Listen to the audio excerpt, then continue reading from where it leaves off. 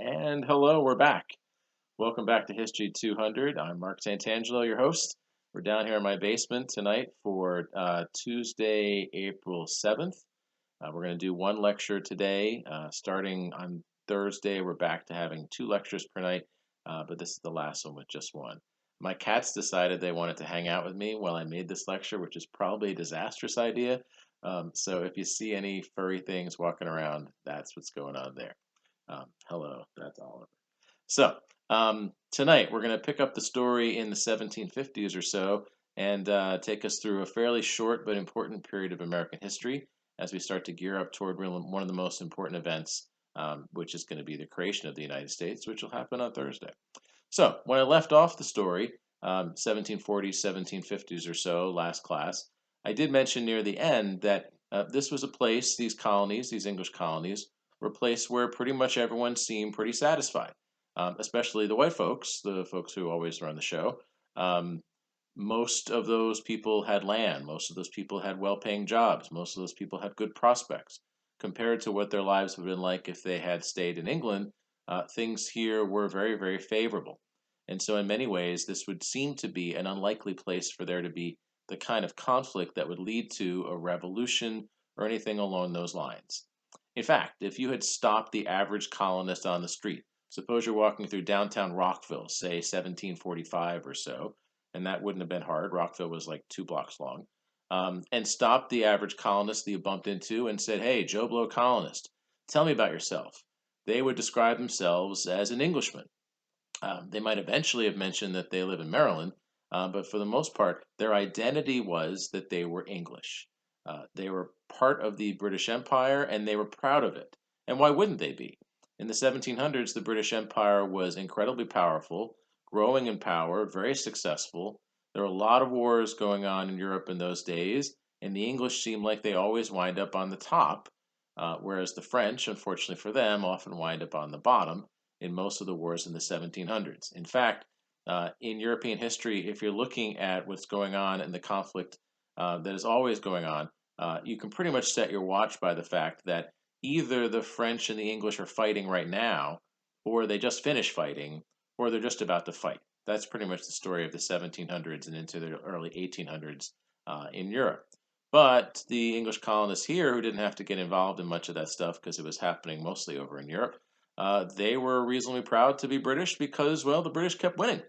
And in the process, not only is that amassing wealth and power for everyone that they're proud of, but also in the 1700s, the English colonists felt that they were part of one of the greatest and really most favorable political organizations that ever existed. Very proud of the British form of government.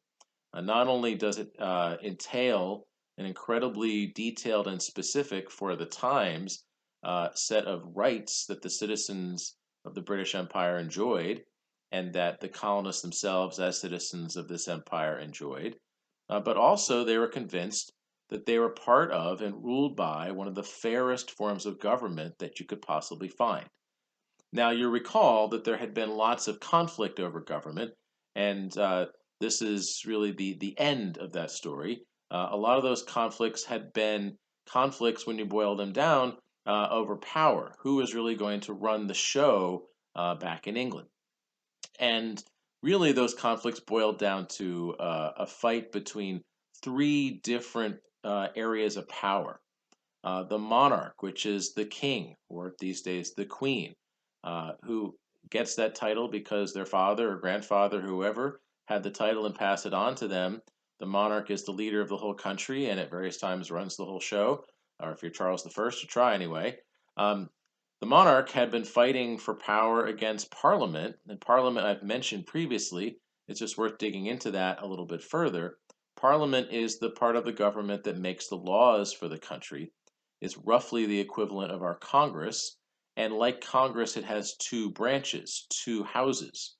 The upper house in Parliament is called the House of Lords, and the House of Lords is representing the aristocrats, the families who have money and titles and land, and will pass those on from generation to generation. Among the things they pass on are a seat in the House of Lords. And then the bottom part of Parliament, the part that's actually elected, is called the House of Commons, so called because people who don't have titles are called commoners, and that's you and that's me, I presume. Um, those people get to elect folks to the House of Commons, and the elections that are happening in England from time to time are for that. So, the conflicts that have been happening in England really had been between those three areas of power. You had the monarch, the king, who wants to have all the power. You have the aristocrats, the rich people who want to have all the power. And you have everybody else, the commoners, who are desperately trying to get at least a little bit of power. And those power plays, those power struggles, had really been one way to think about the conflicts going on in England for centuries. But finally, it appears to everyone, all the English speaking folks here and over back in England, that they finally arrived at that right balance where each of those three prongs are going to have some amount of power, but share in a way that won't tip over in one particular way. That is the culmination of all of these conflicts, some of which go back farther even than I've been talking about English government, um, and really culminating in the Glorious Revolution, which I mentioned last class. So it's worth talking about how that balance turned out because it's going to be important for us moving forward. And it's also nice to sort of put a cap on these ongoing power struggles back in England that I keep referring to. So, after the Glorious Revolution, and some of these things, some of these agreements are things that date back even earlier, the king effectively is not really in charge of the country anymore.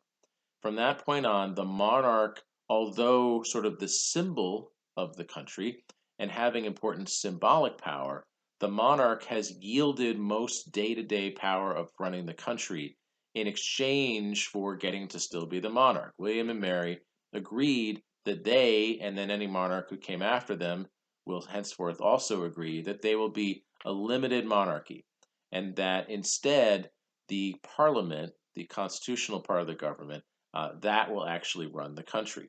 So kings and queens, they get to be rich, they get to have palaces, they get to have their pictures on the front page of People magazine, but they don't actually truly have any authority in running the government. Instead, the government is run by Parliament, and specifically, the important part of Parliament, the true lawmaking part of Parliament, is that House of Commons. And so the leader of the country from that point forward is going to be the Prime Minister. The current Prime Minister of the UK, Boris Johnson, when I'm recording this, is in the hospital with the coronavirus and is not doing very well. So we'll see how that turns out. Hopefully, he pulls through. But anyway, he is the latest in a long series of prime ministers elected to run the House of Commons and thus to run the United Kingdom, Great Britain. So the way that balance turns out is that the bottom group, that bottom broader section, winds up with more of the power. The House of Lords plays a role representing the rich people of the country, but sort of helps shape the narrative, but isn't really having as much say in the laws that are passed. Instead, Parliament, and specifically the House of Commons, is where the true power in running the country lies. And that had led to the kind of stability that the English had been looking for all through those chaotic centuries, dating back to, I don't know, Henry V or so. Pick your Shakespearean person, they've been fighting ever since then. So that balance seems like it works, and it certainly works for England moving forward. Now, it's worth pointing out that the monarch in the process has given up an awful lot of power that previous kings and queens had. But as a result of the Glorious Revolution and all the other problems that had happened in the prior century or so before that, the monarchs had given up a lot of power. So just to give you some idea, um, monarchs from this point on in England are not going to be starting any wars, or at least not any overseas wars. Parliament has to declare war. Kings are no longer able to get rid of laws that are passed by Parliament. That veto power doesn't exist. The monarch doesn't have that power.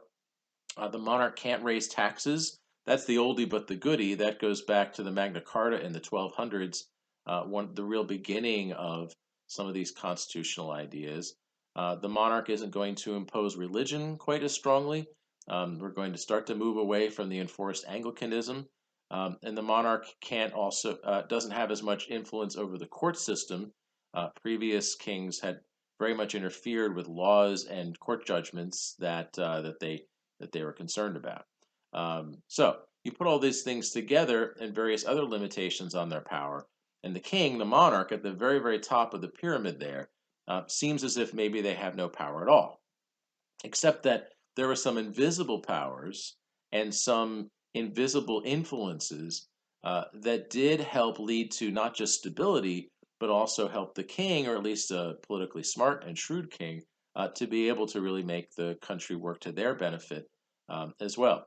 So, the leader of the country, or the leader of any government, has a power called patronage, and that power is the power to appoint.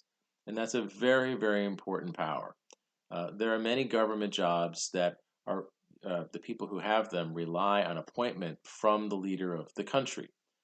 There are government jobs here in the U.S. where they're appointed by the president, or in various states where the governor may appoint, or even in cities where a mayor, or in the case of Montgomery County, maybe the county executive will appoint those people.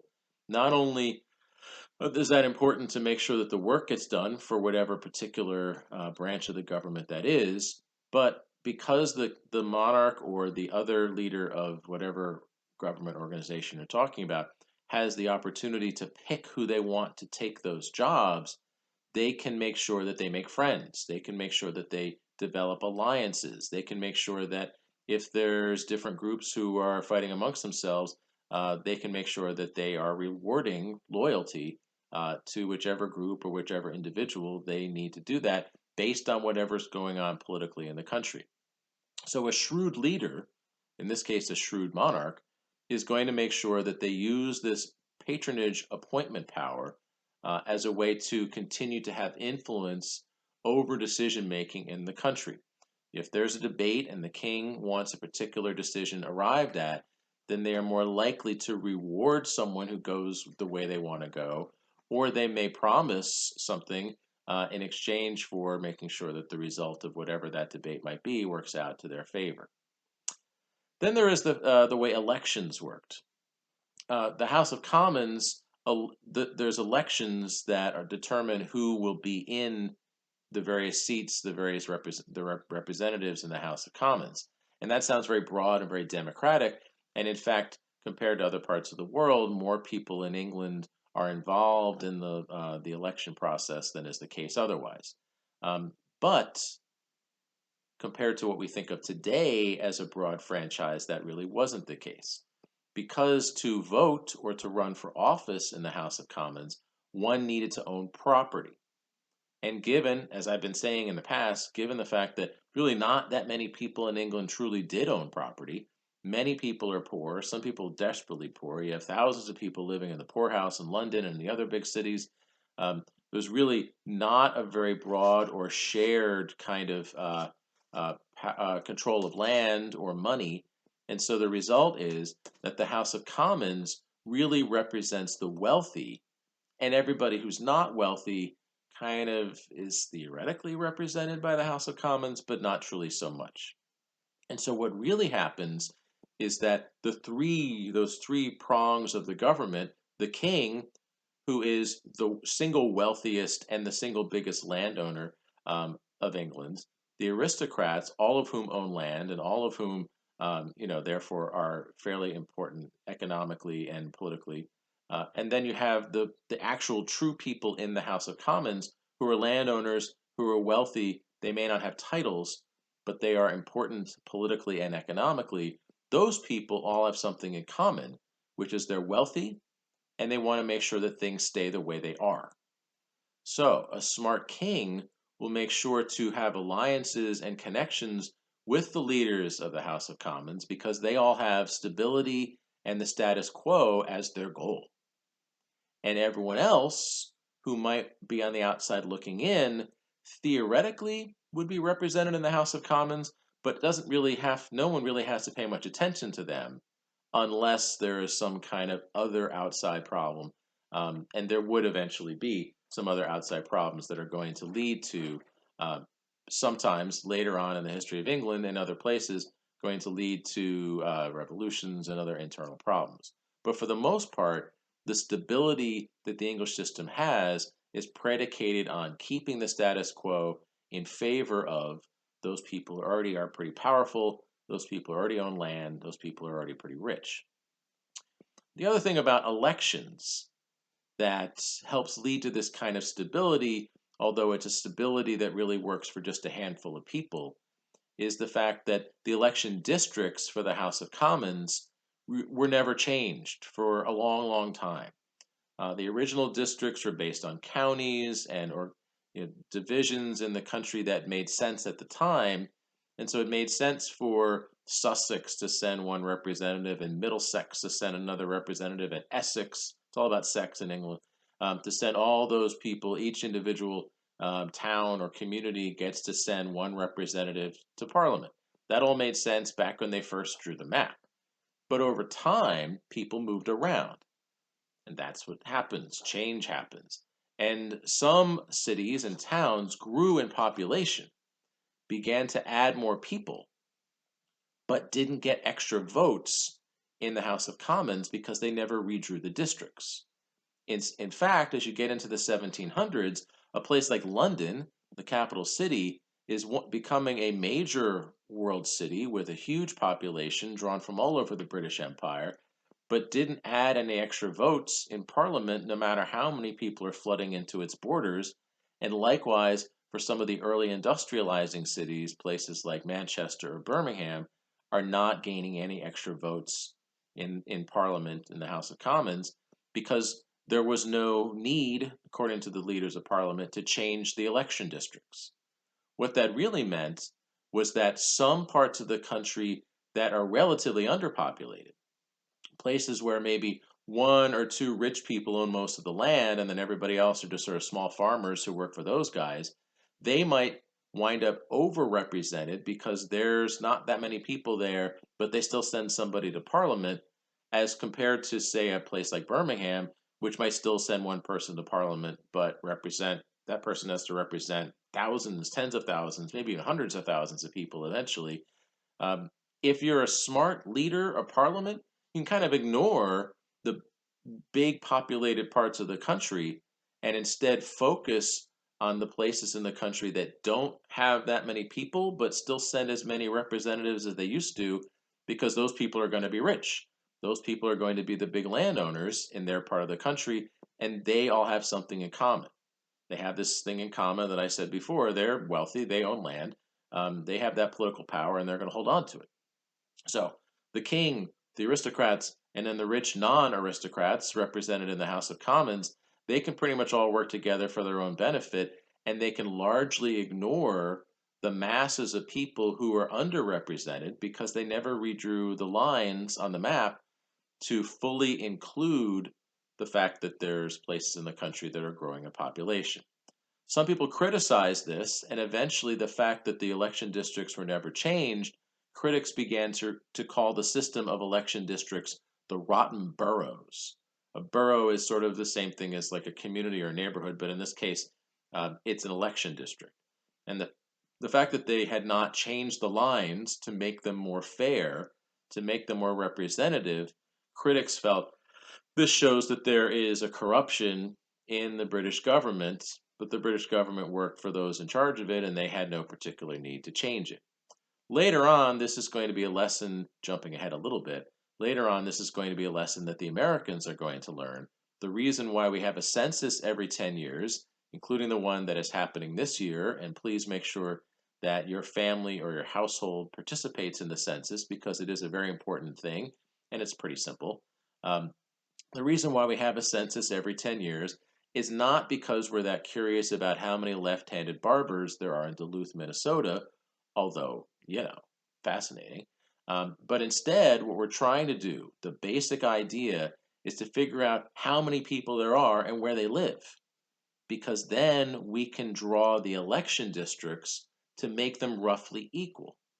Specifically, if between the last census in 2010 and this census in 2020, if a lot of people moved and they all went to, say, California, then California should have more votes in Congress.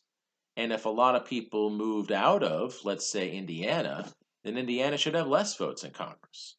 And you can do that at the local level as well. They're counting counties, they're counting communities.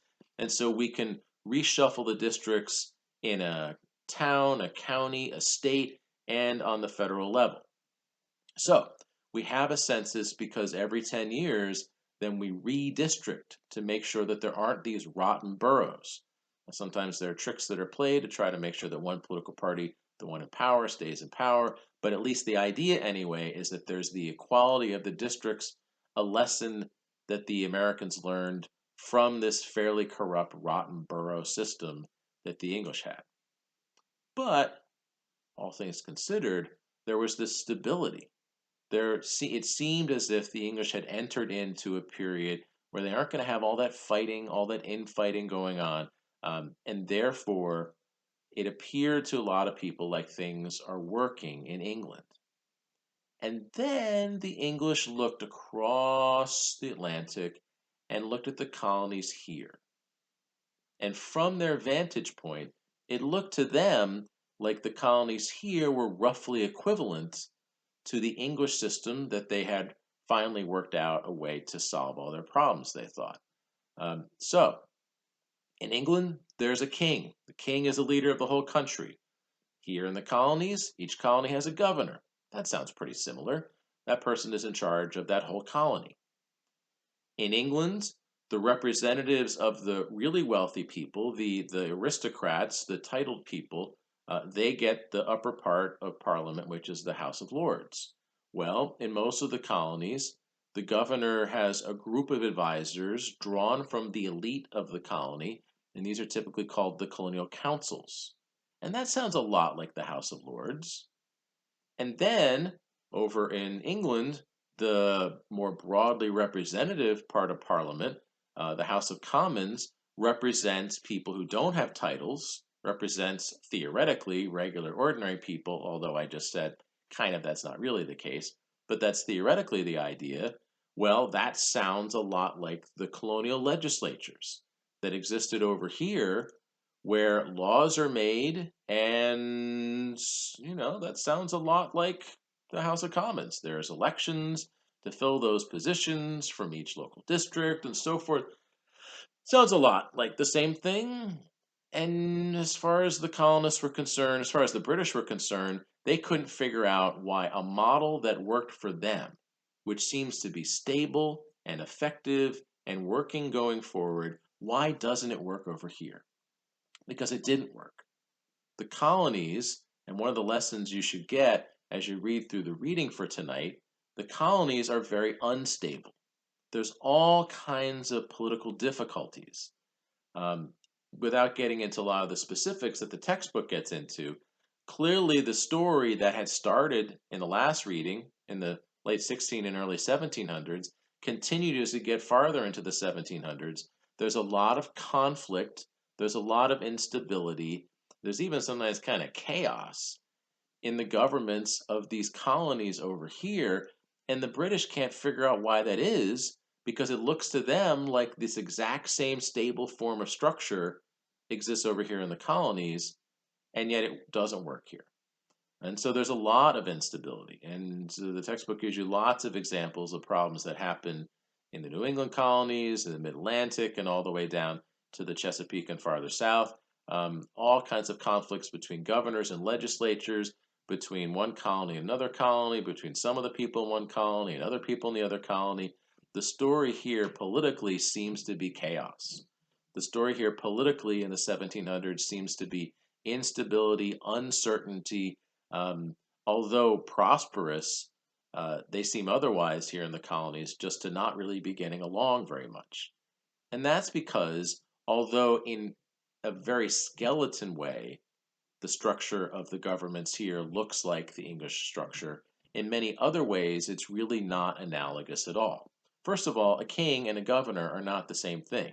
A king is a leader for the whole country, gets to have that job until they die, and so therefore, at least if they're shrewd enough and large-minded enough, they will think about the good of the whole country, and they don't have to worry about going anywhere, and therefore they can think long term.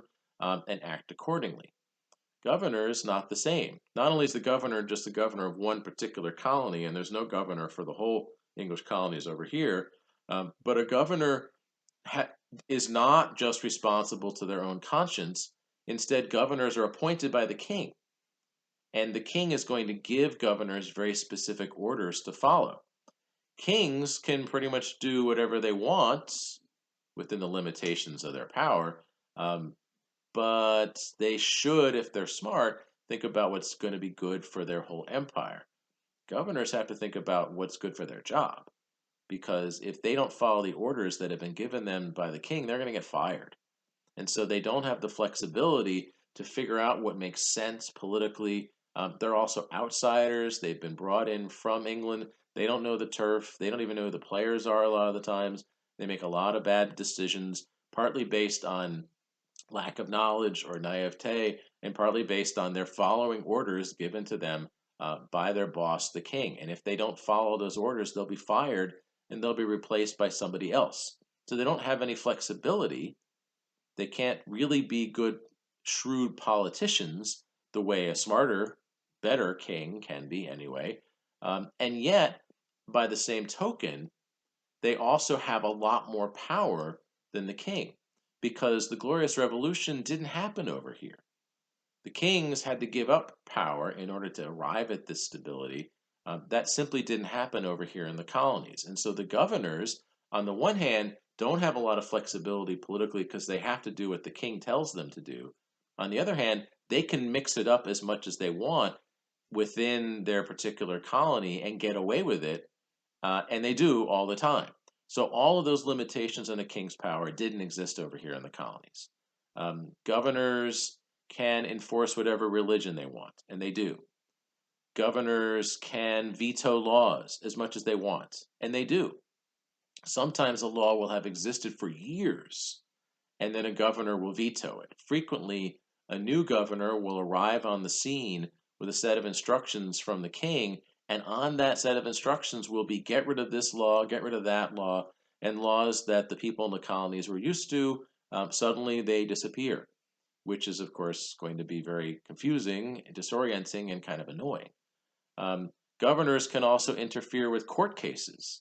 So governors can just declare a court decision, maybe a very important court decision, can just declare null and void, or they can create their own courts.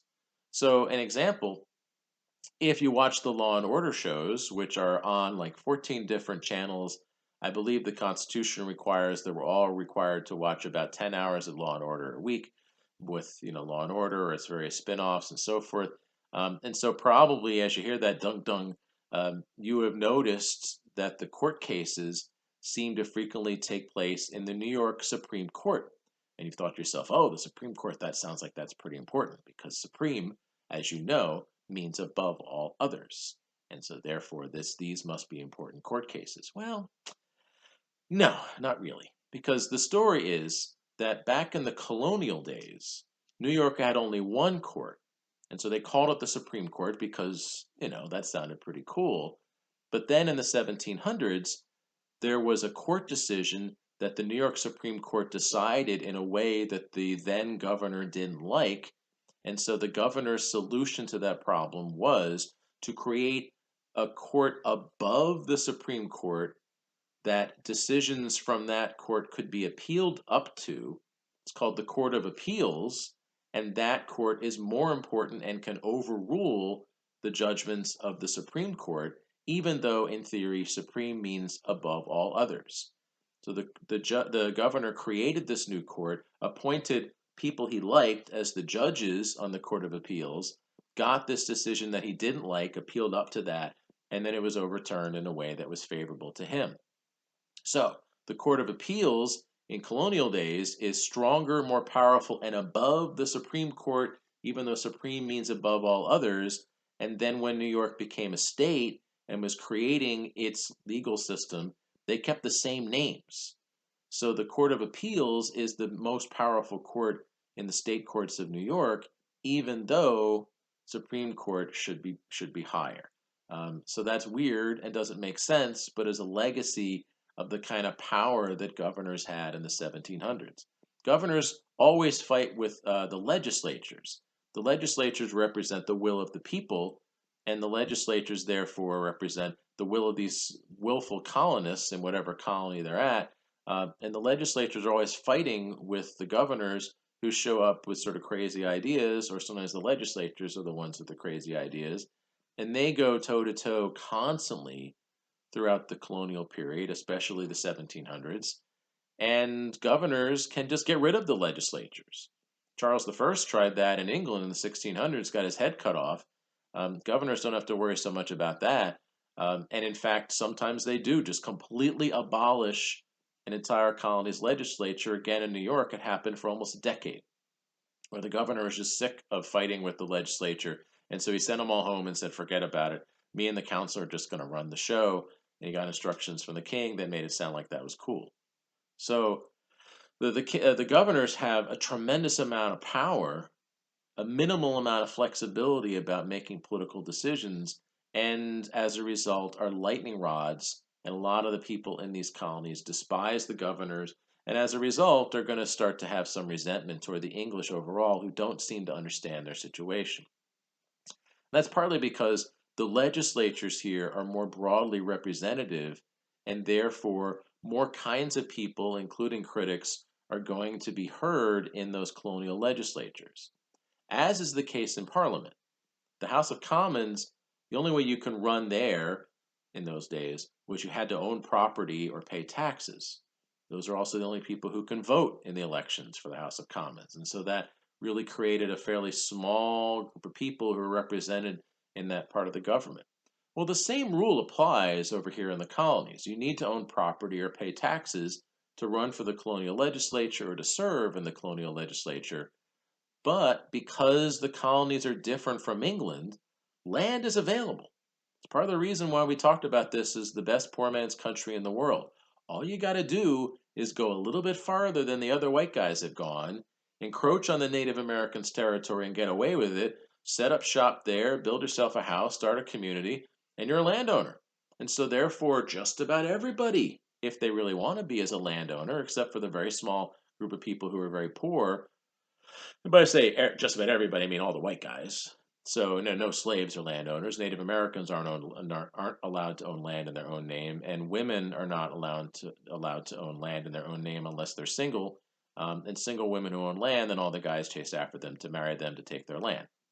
But just looking at the white guys, almost everybody who is of age probably can vote in the colonial legislature elections or serve in the colonial legislature, which means that that's very democratic.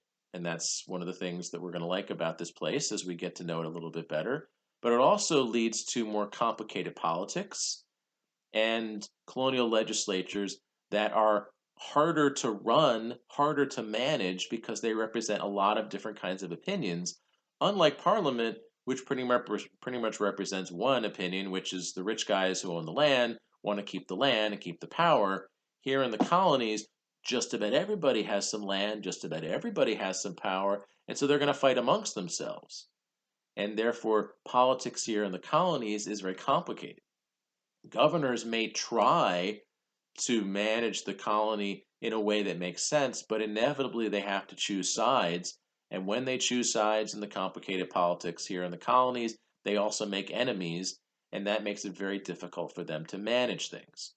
So, the colonies and their legislatures are much more broadly democratic, represent many more points of view, but that also means that there's going to be more conflict as a result. You put all this together, you've got a system that looks, in the broadest, sort of thinnest sense, similar to the English system that everybody back in England was pretty proud of, and they can't figure out why the colonists can't get their act together. What's wrong with you guys? Over in England, they look at the colonies and they think these people are barbaric, these colonists. They live on the fringes of civilization. They're practically Native Americans. They're all kind of crazy. They fight amongst themselves. And look, their politics is just impossible to understand. Every governor we send over there, they hate. The English are convinced that the colonists are, barely civilized at all. The colonists, for their part, think the English are just dumb. Think the English don't understand what's really going on over here. When would you guys ever finally get your act together and send us a good governor? Send us somebody who knows what he's doing.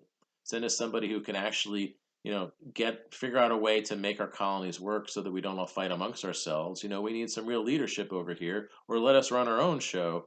You guys over there, you're arrogant. You don't know what you're talking about. You certainly don't understand us. Those are the unspoken assumptions that are going on in the relationship between what is otherwise a pretty thriving economic relationship. England is succeeding, the UK is growing, its empire is becoming powerful and rich, and the monarchs in the 1700s, their armies keep winning, their navies keep growing. In many ways, everything looks pretty good for them, and their trade is expanding tremendously, which is also the story here in the colonies. The colonial economies are growing by leaps and bounds in the 1700s. Things look very good for them, partly because, well, they're ignoring a lot of the British laws, the Navigation Acts, and the other parts of mercantilism that we talked about last class. They're ignoring a lot of that. They're cheating. They're breaking the rules. They've figured out ways to get around the worst of it. But you put it all together, they're pretty happy. They can't figure out what's wrong with the English, and the English can't figure out what's wrong with the colonists. But the overall, this relationship seems to work, even though I'm going to say, as a marriage counselor or possibly a family therapist, that if you look at this relationship, it is predicated on some unspoken assumptions that a crisis may bring forward and may make it difficult for them to just continue to get along. Well, hint, hint, wars are often a crisis. So, I mentioned in the 1700s that the English and the French seem like they fight a lot. And, the French get some allies this time, and the English get some allies that time, and different groups are fighting at different times in the 1700s. But the English typically are on one side, the French typically are on another side, and then they sort of bring together different people around them. And the English kept winning. Every group that they're in, they win one war, and the French keep losing in their wars, and the French aren't liking that very much, but it's happening. And the English are doing very, very well for themselves. Their colonial empire is growing, their armies and navies are growing, they've got more money. You never would have guessed a few hundred years ago, but England is where it's at. Well, that's sort of also reflected over here in the colonies. The English colonies are doing very well to the point where they're expanding from their original size. When we had those original colonies created, whether it's Virginia and Maryland, whether it's New York and New Jersey, whether it's the New England colonies, pretty much the story originally was that they'd settled near the coastline and then began to expand inward farther up inland, whether up the rivers or over the hills or through the actual land, along the way, encroaching on the land of various Native American tribes who'd lived there for centuries, fighting for and basically taking that land in a series of very desperate and very violent uh, uh, fights for land over 100, 200 years. But expansion was the story. And as the English keep expanding farther and farther away from the coast, there's sort of a natural barrier that's going to limit how far they can go, which are the mountain ranges, the Appalachians and the Alleghenies. On the other side of those mountain ranges, you start to get to what today is the Midwest, but you're also getting close to the areas that the French controlled. The French colonies, which we talked about previously, had been founded in the early 1600s and had that large part of the interior, modern day Canada, through the Mississippi River Valley, although not anywhere near the same kind of population density as we saw in some of these other colonies, especially the English colonies. These are colonies of trade. These are colonies largely predicated on relationships with Native Americans based on trade, growing out from the forts along various rivers and so forth. But still, the French colony, New France, looks on paper like a pretty big deal, and the English are getting closer and closer to them as they expand, and these two colonial empires, who already don't get along back in Europe, the colonial parts of those empires are going to rub up against each other, and they're not going to rub up very favorably. So, conflict between those two colonial groups was a fairly consistent thing. And in the middle of all this, of course, are the Native American tribes, whose land this had been, whose land in some places they continued to have control over, um, who recognized that these two powers are here to stay and did their best to play them off against each other. In most cases, dating back to the early days of French settlement, most of these Native American tribes preferred to work with the French because, as we heard, the French not only are not taking as much land, but also the French emphasis on trade means that the Native Americans are getting something in return, as opposed to the way the Spanish and then later the English are pretty much just taking their land and giving them nothing in return except the back of their hand. So there's intermarriage between the French and the Native American tribes. There's trade back and forth, and although the French are making more than the Native Americans are, at least the Native Americans are usually making something. And so most of the Native Americans in the middle part of the country, in the Mississippi River Valley and around there, see the French more favorably than the English. Let's just say that. Okay. As the English get closer and closer to the territory the French consider to be theirs, there are going to be conflicts. And the key conflict focuses around what is now Western Pennsylvania, the Ohio River Valley, a place that, broadly speaking, includes parts of Pennsylvania, parts of Ohio, and parts of West Virginia today. That area there, the Ohio River snakes through that part of the interior of the country on the other side of the mountain ranges. And it was pretty clear that the land there would be good settlement land. There had been Native American tribes, of course, living there for centuries. They knew that that was good land, good hunting land, good growing land. The French are on that side of the mountains already and had begun to establish settlements, including forts, in that area, and the English now have their eyes on it as well. Although the area we're talking about now is part of Pennsylvania, the way the weird colonial maps of the day worked out, the colony that claimed this territory we'll be talking about in a second as theirs was Virginia. And again, that'll seem weird because what I'm talking about is Western Pennsylvania, Pittsburgh, pretty much. But Virginia claimed it was theirs.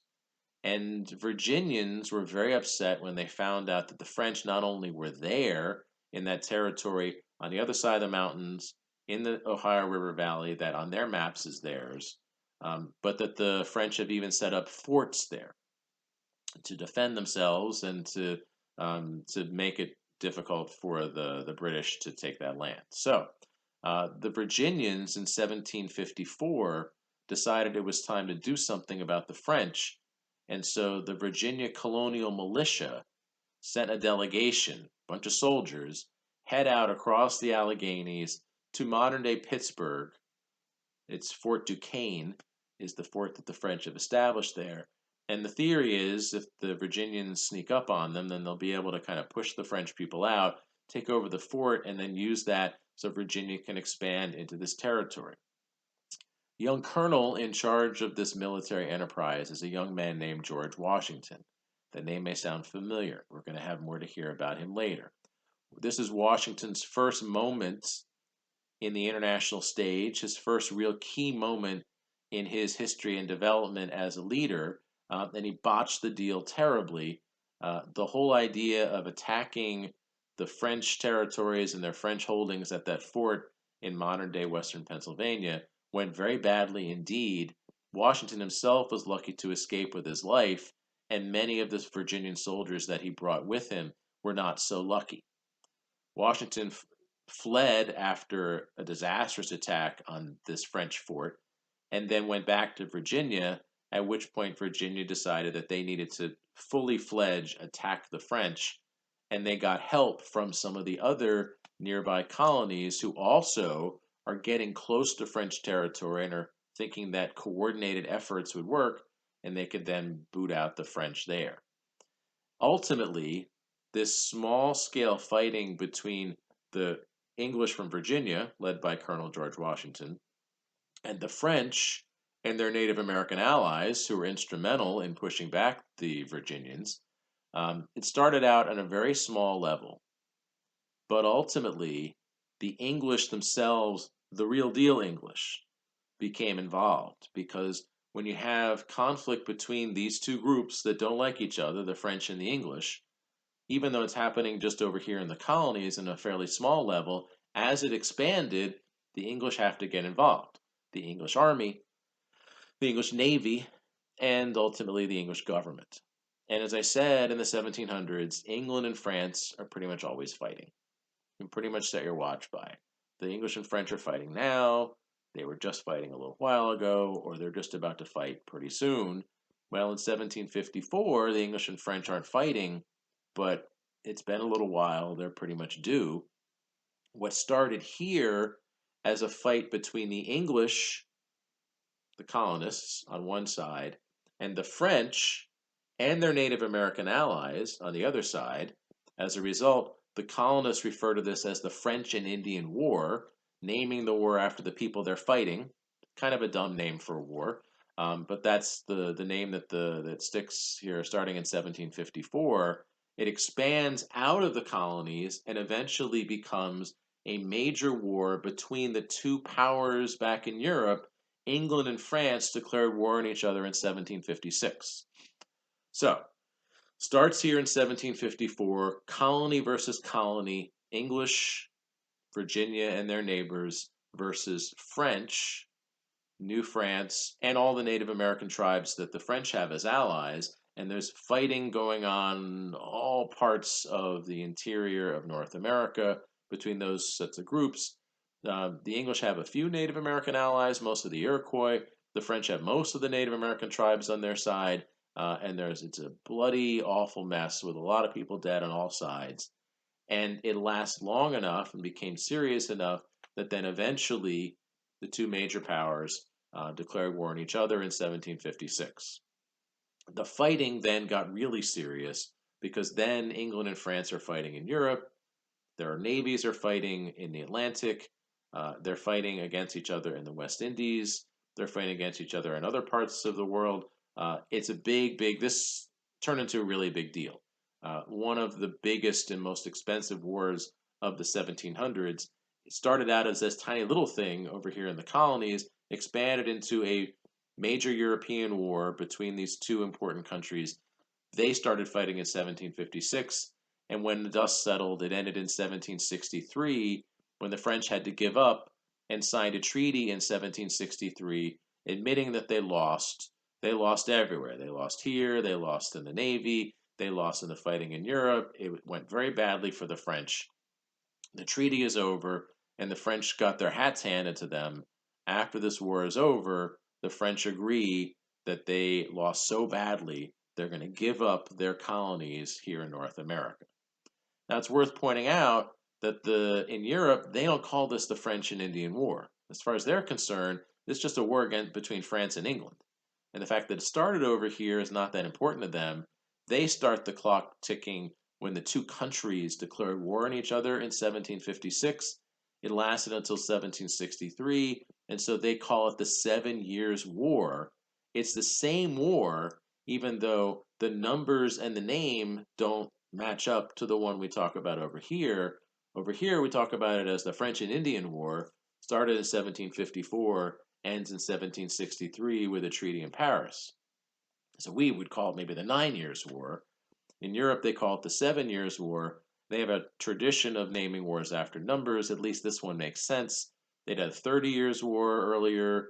That was like 33 years. They had a 100 Years' War, which lasted like 111 years. So at least they got the number right this time, except they really didn't because it really started in 1754. Anyway, it's the same war. And same results. French lost. After the French and Indian War, or 7 Years' War, or whatever war you want to call it, after that war is over in 1763, the treaty that was signed in Paris that ended the war, the French agree that they got so creamed that they're going to give up one of the biggest things that they got to give, which is they're going to give up their colonies here in North America. The way the treaty worked out They divided them in half.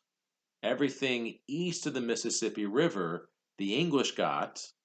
And so now suddenly the English Empire in North America is much, much bigger.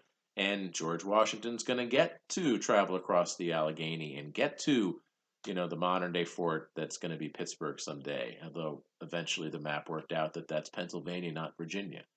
Uh, the western part of what France had previously controlled got turned over to the Spanish. The idea was give it to the Spanish because by the 1760s, Spain, although still looking pretty good on the map, was a declining power. Neither the French nor the English thought very much of them. And so giving them territory was something that neither of them was that concerned about. And it does touch other parts of the Spanish Empire, connects up with New Mexico and eventually all the way over to California. That territory west of the Mississippi River that used to be French that got turned over to the Spanish is called on their maps Louisiana, much bigger than the current day state of Louisiana. We will hear more about that area later. Used to be French, now it's Spanish. Turns out to be somebody else's later. Here's a hint, you live in that country. Okay, so the French are out. The French have given up. They themselves, the people living in those colonies, don't all leave. Um, Many of the French settlers stayed in what used to be New France and just accepted that the English are now their rulers. Once the English took over, they changed the laws, of course, but were relatively accommodating to the people living here, to the point where there are, of course, still significant numbers of French speaking people up in Quebec, which is part of this territory that the English took over. People in Quebec are not that happy about the fact that they're ruled by people who speak English, and they held on to their French speaking and French culture to this day and fight for it very much. And Canada still has two national languages as a result. But still, the key thing here is that the English have succeeded and have booted the French out of North America. Congratulations, English. So this all started because the English colonists over here wanted that land, and now they got it. I mean, congratulations to you, Americans. You win. But they weren't happy because part of that same treaty, the Treaty of Paris that ended the 7 Years' War, or French and Indian War, that treaty, the English and French rulers who made the agreement that ended the war worked out a deal to try to protect the Native Americans. The French are very worried that if they gave up that land, that the Native American allies who had fought on their side through that war and that the English despised because they're scared to death of them and they also see them as impediments to their expansion, the French are worried that their Native American allies are going to be treated very badly by the English after the French aren't there anymore. And so, therefore, on their way out, they're leaving anyway. They extracted a promise from the British government, and the British government is perfectly willing to go along with this promise, that although the land that used to be French controlled would now be British controlled, the promise was that the British wouldn't settle that land and let the Native Americans hold on to that land themselves.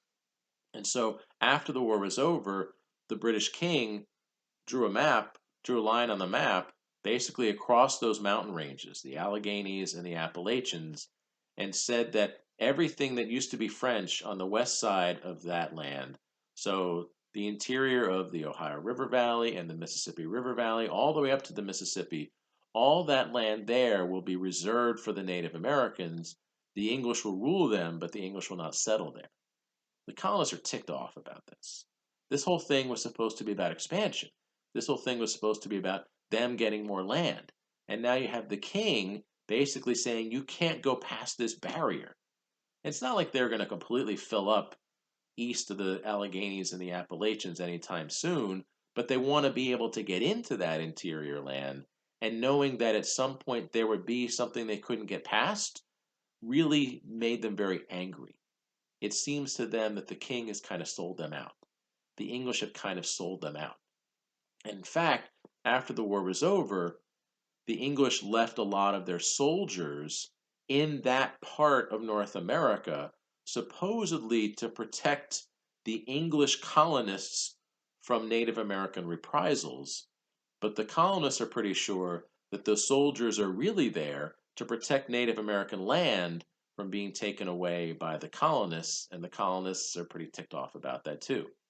During the war, the colonists really didn't get along very well with the British soldiers.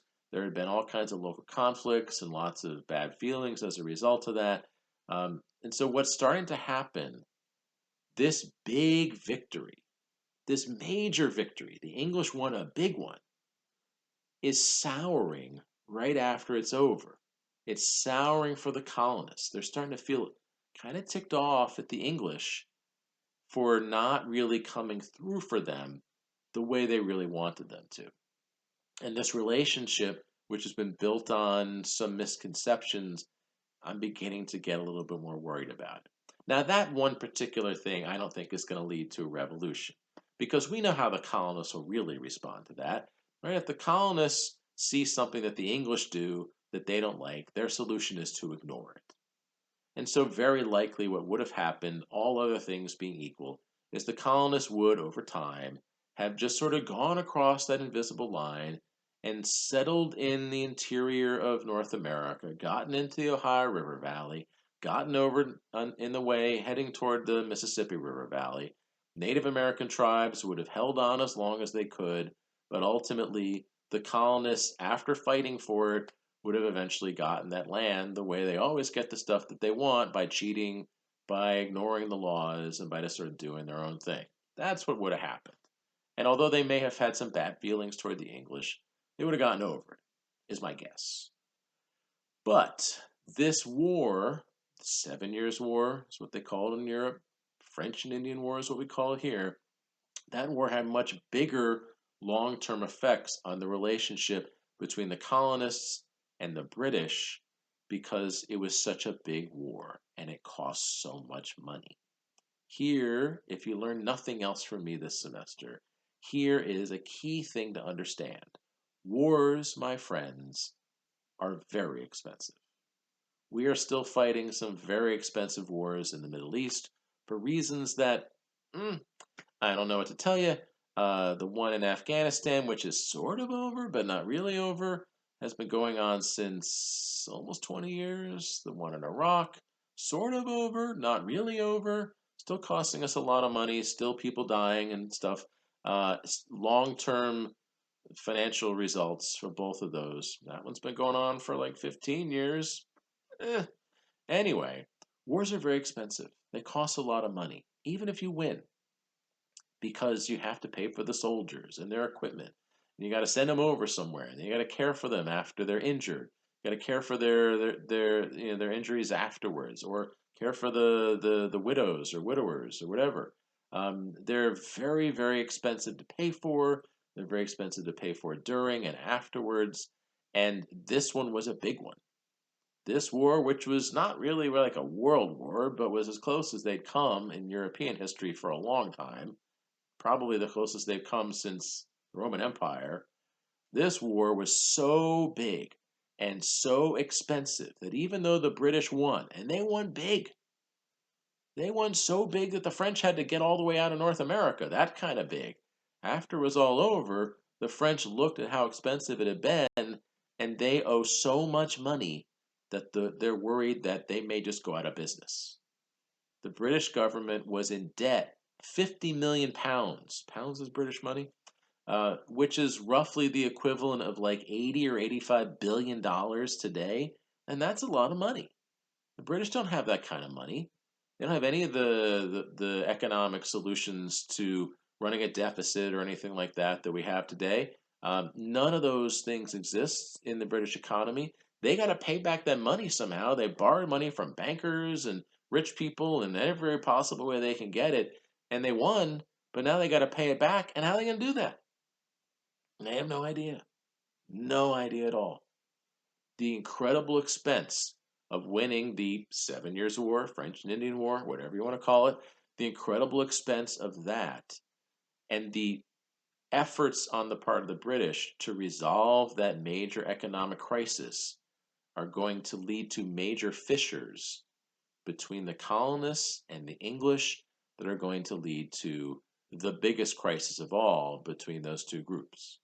So, the leaders of the English government at this point are possibly not well chosen for this crisis. The king, a young man who'd recently become king, is King George III. We are eventually going to think pretty bad stuff about King George III. At this point, he's a brash young man. In the English king, later on, as he got older and a little bit wackier, it became clear that he was emotionally unstable, and indeed, by the end of his life, was essentially committed.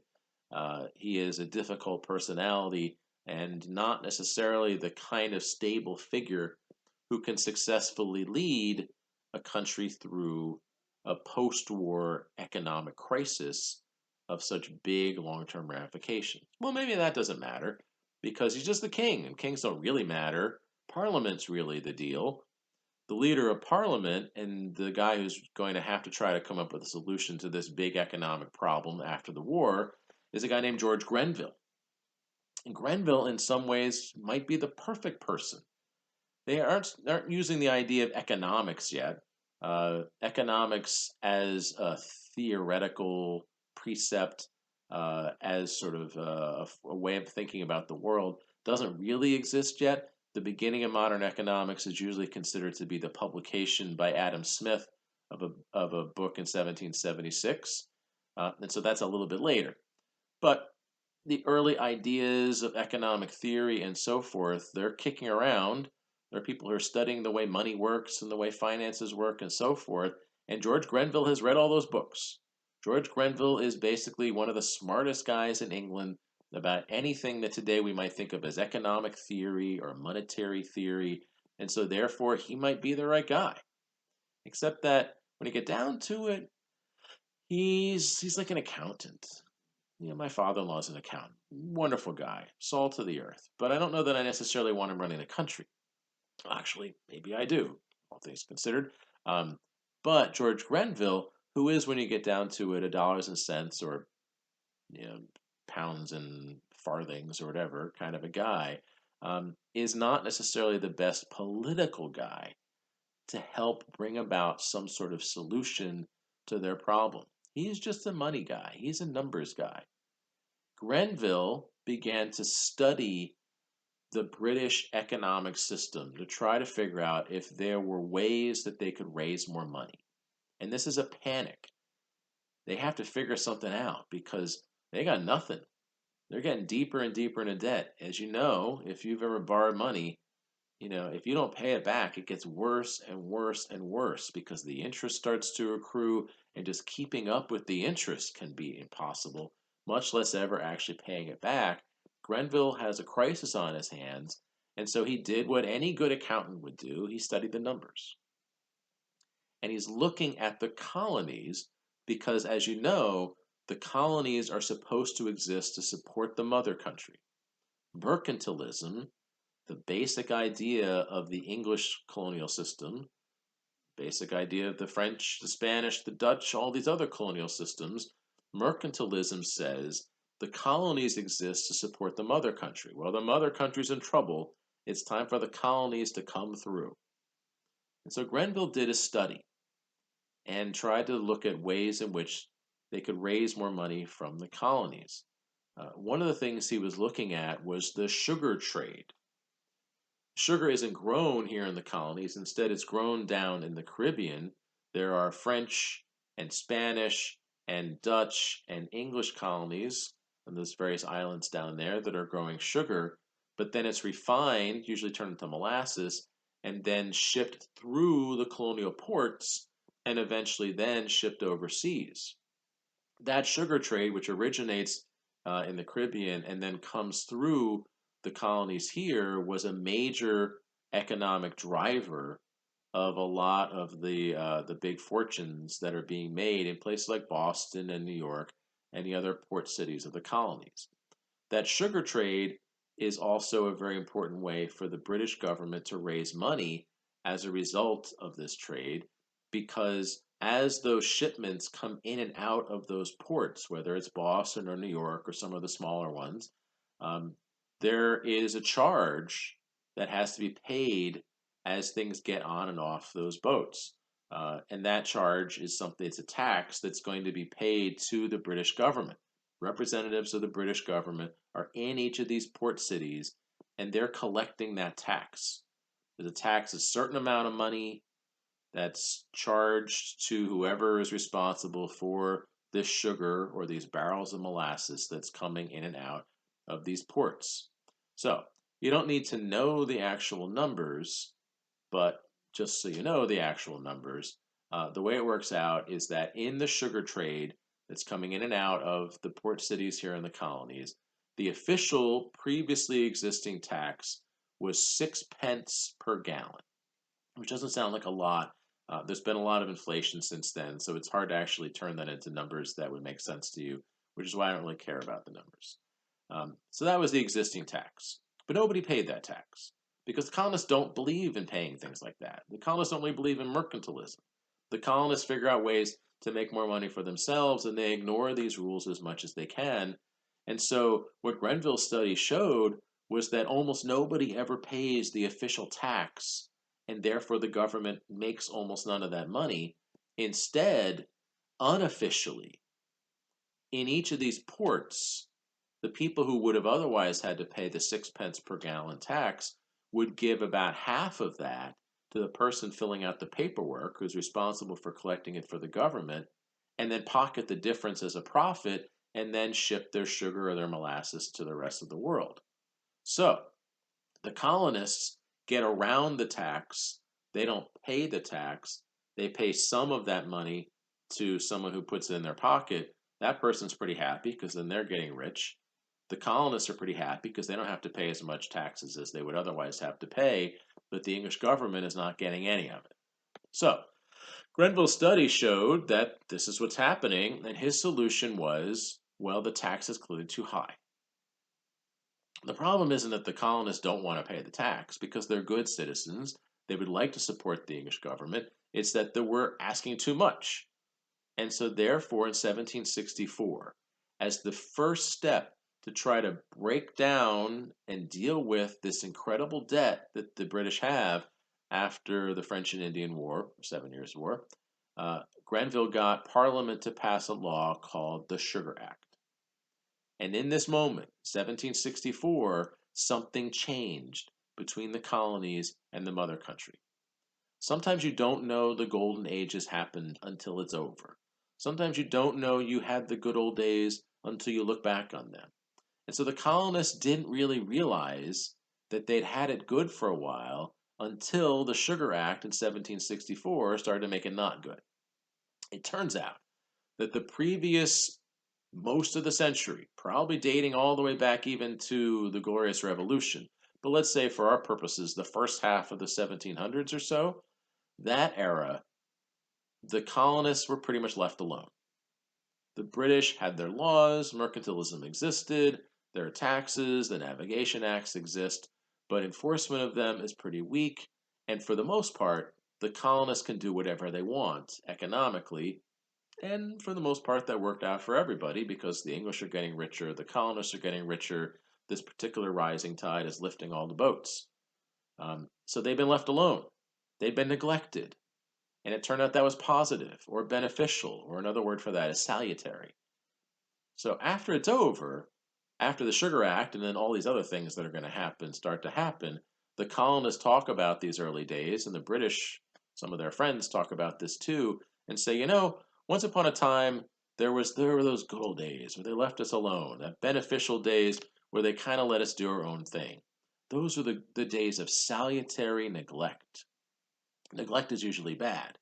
If you neglect your kids, then the government comes and takes them away to a foster home. Salutary, though, means beneficial. And it had been good. It had been helpful. The British let them pretty much do whatever they wanted, and everybody was fine. But now the British need money, and now they're not going to neglect the colonies anymore. Now they're going to come after them for taxes and money, and now things are not so salutary. The Sugar Act ended an era that they didn't realize they had until it was over, the era of salutary neglect. Now the British are after them for money. The thing is, though, the Sugar Act actually lowered the taxes. Previously, there was this. Now they're cutting it in half. I mean, what's the big deal? Except that it was a big deal because the colonists here are recognizing that something shifted in the relationship. British are coming after them for money.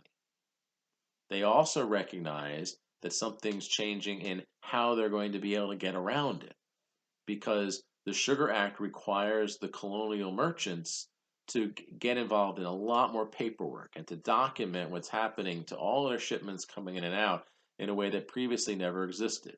I can tell you if you ever want to make a business person unhappy, add more red tape, add more bureaucracy, add more oversight by the government of their business relationships. That is going to make every business person unhappy, and that's going to make all the merchants and port officials in these colonies pretty unhappy. And then there's enforcement.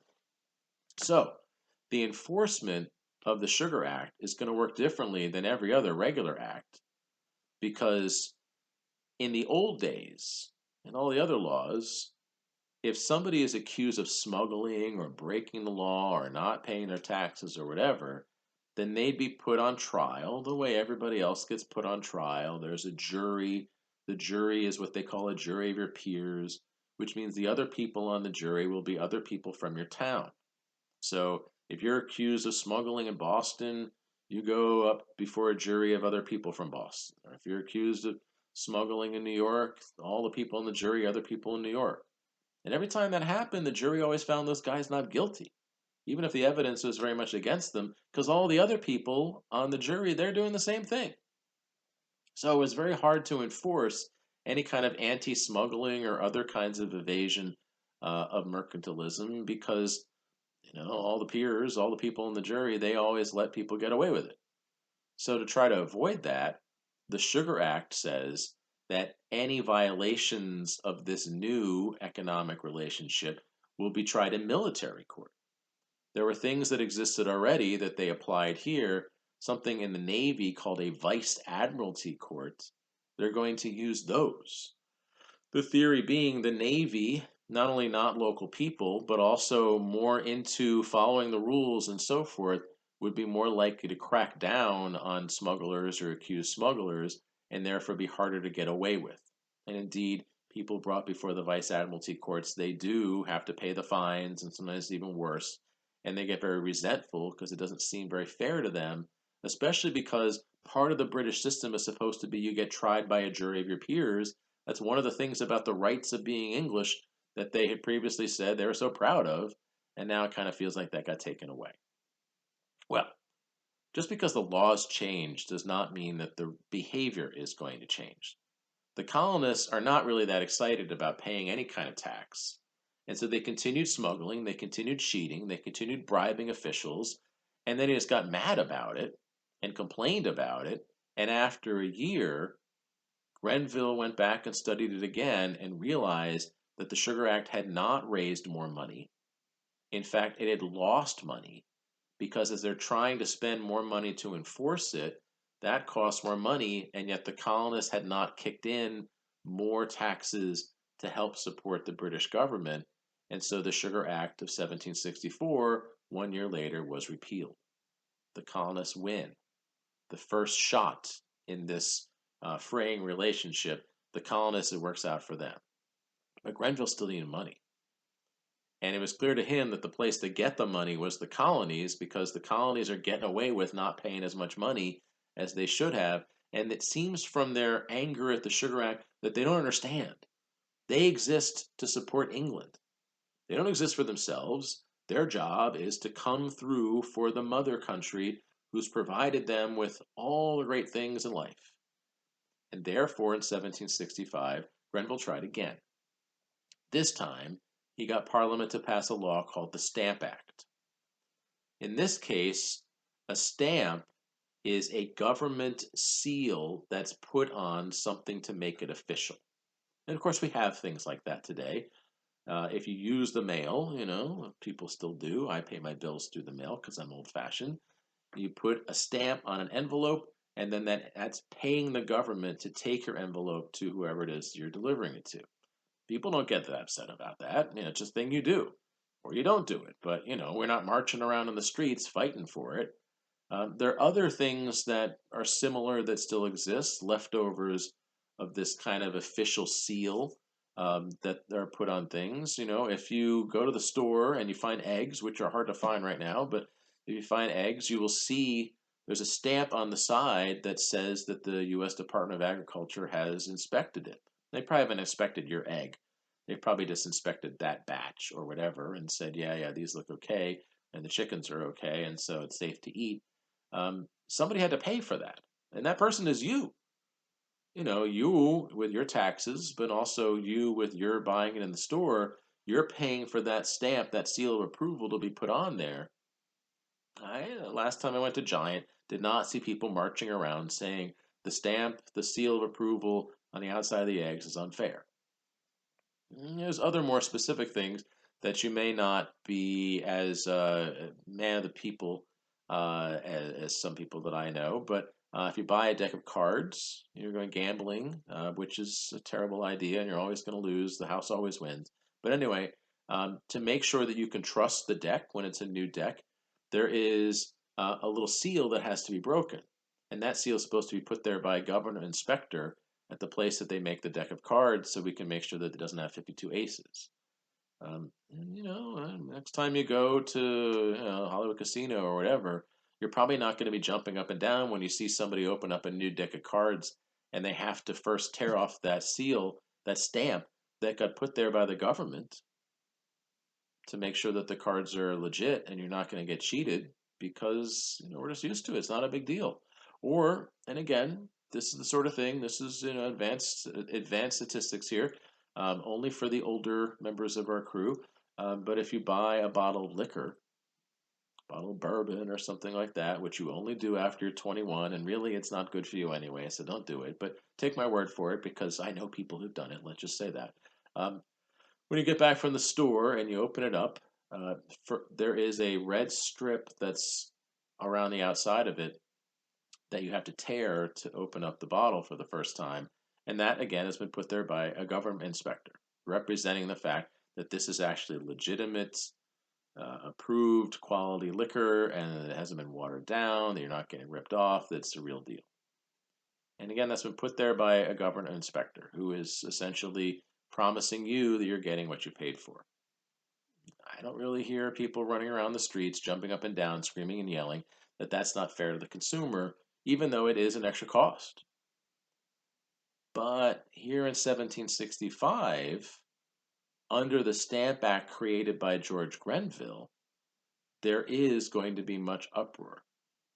Under the Stamp Act, a certain group of things now have to have government stamps added to them in order to be official or to be legal. Examples are newspapers, government documents, wedding certificates, and lots of other written material now, after the Stamp Act of 1765, require that there be this government administered stamp that's put on the document or put on the newspaper for it to be official, for it to be legal, for it to be allowed to be sold or to be used in court or whatever. Now, the Stamp Act enraged the colonists who already were beginning to be ticked off because they sensed after the Sugar Act that the British are coming to them for money and are changing the relationship in ways that they don't like. It enraged the colonists because, well, it also seems kind of fishy. It's not like there's any real difference between a government document that has the stamp and doesn't have the stamp. Right? The newspaper is not going to have more true stories in it if it has the government stamp or doesn't have the government stamp. The government document is not going to be any more official if it has the stamp or doesn't have the stamp. A marriage certificate, those people are not more or less married if they have the stamp or don't have the stamp. The stamp is being put on purely for artificial reasons, and yet somebody has to pay for it, and that's the person who buys the newspaper or the person who the people who get married, the person who is filing that government document, all those people are required to pay for that stamp.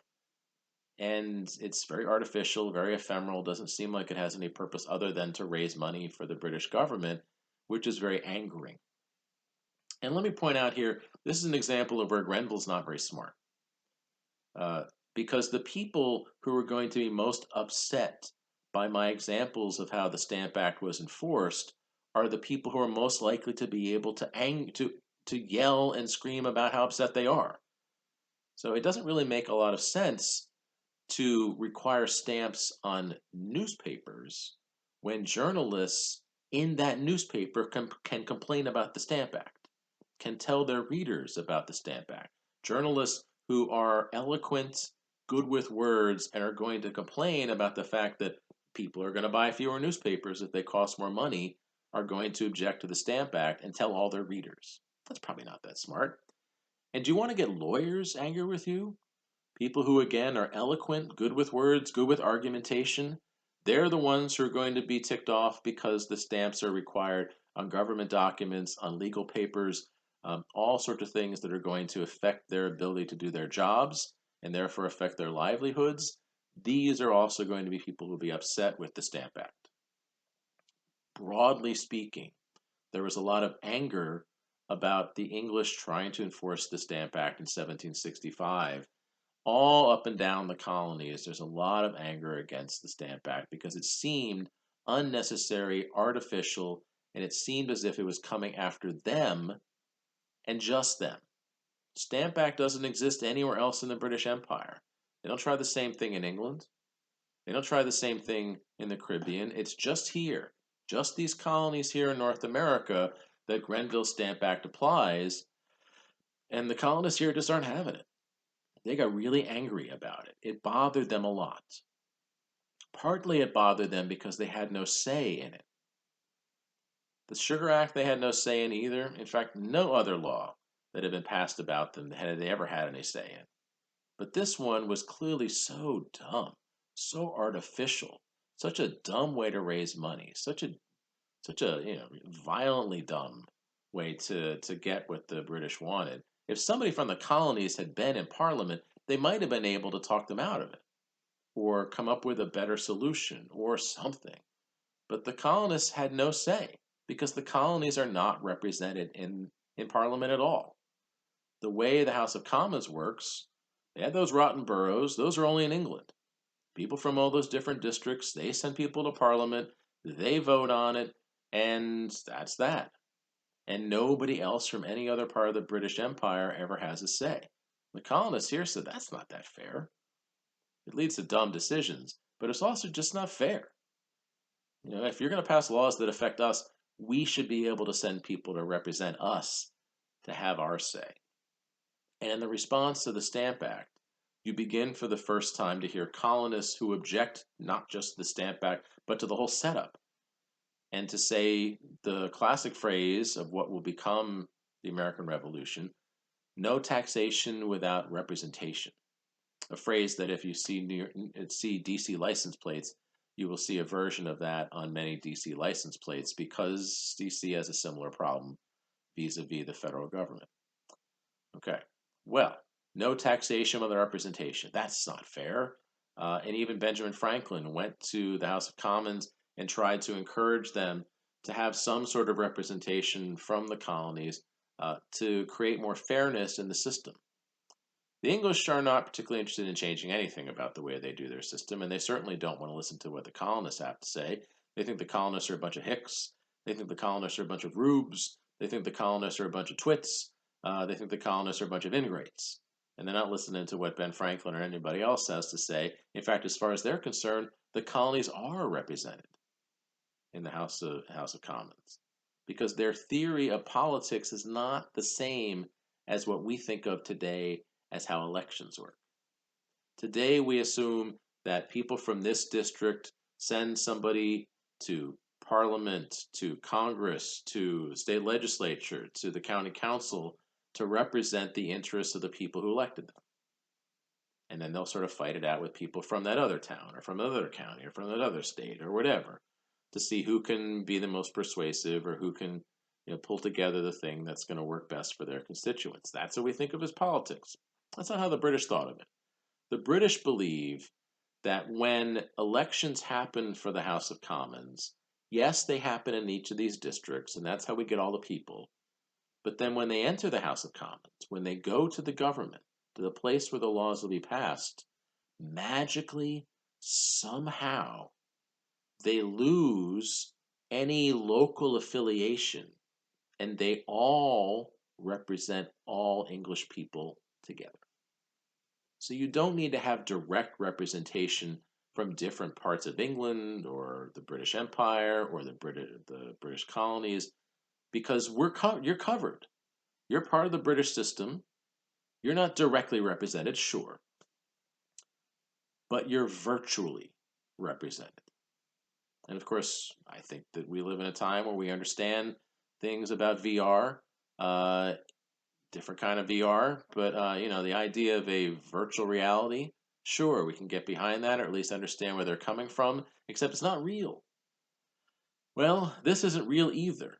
It's sort of a fantasy, but the British believed that everyone was virtually represented in Parliament, and therefore you don't have to have direct representation from all the different parts of their empire, not necessary, and this complaint they thought was ridiculous.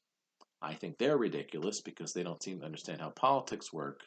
If you want to get reelected, you have to make your constituents, the people who voted for you got to make them happy, which means you have to directly represent those people. If you don't, they'll find someone else who will. Well, that debate is going on. It's not getting the colonists anywhere. And instead, they fought in other ways. Sometimes they directly fought. It is very, very difficult for people to impose the Stamp Act in the colonies because there are colonists here who are so angry about it, so upset at what is clearly a stupid way for the British to reach into their pockets. The colonists literally fought the people who were trying to impose these stamps. There are angry mobs who attack the seats of the British government, the locations where these official stamps are being kept, to destroy them, to make sure that there's no way that these stamps can ever be used. Other people who work for the British government, British officials, find they're harassed in the street, they're beaten up, they're tarred and feathered. People break into their homes, steal all their food, say mean things to their wives. It's very difficult to represent the British government here in the colonies in 1765 because there are angry groups of people, mostly working class people, who are worried that they don't have that much money, and so if things get more expensive for no good reason, then their lives are going to get worse. They're marching around and they're fighting and they're trying to get their way. Ultimately, groups in these different cities who are fighting against the British and the Stamp Act, they take on very patriotic names.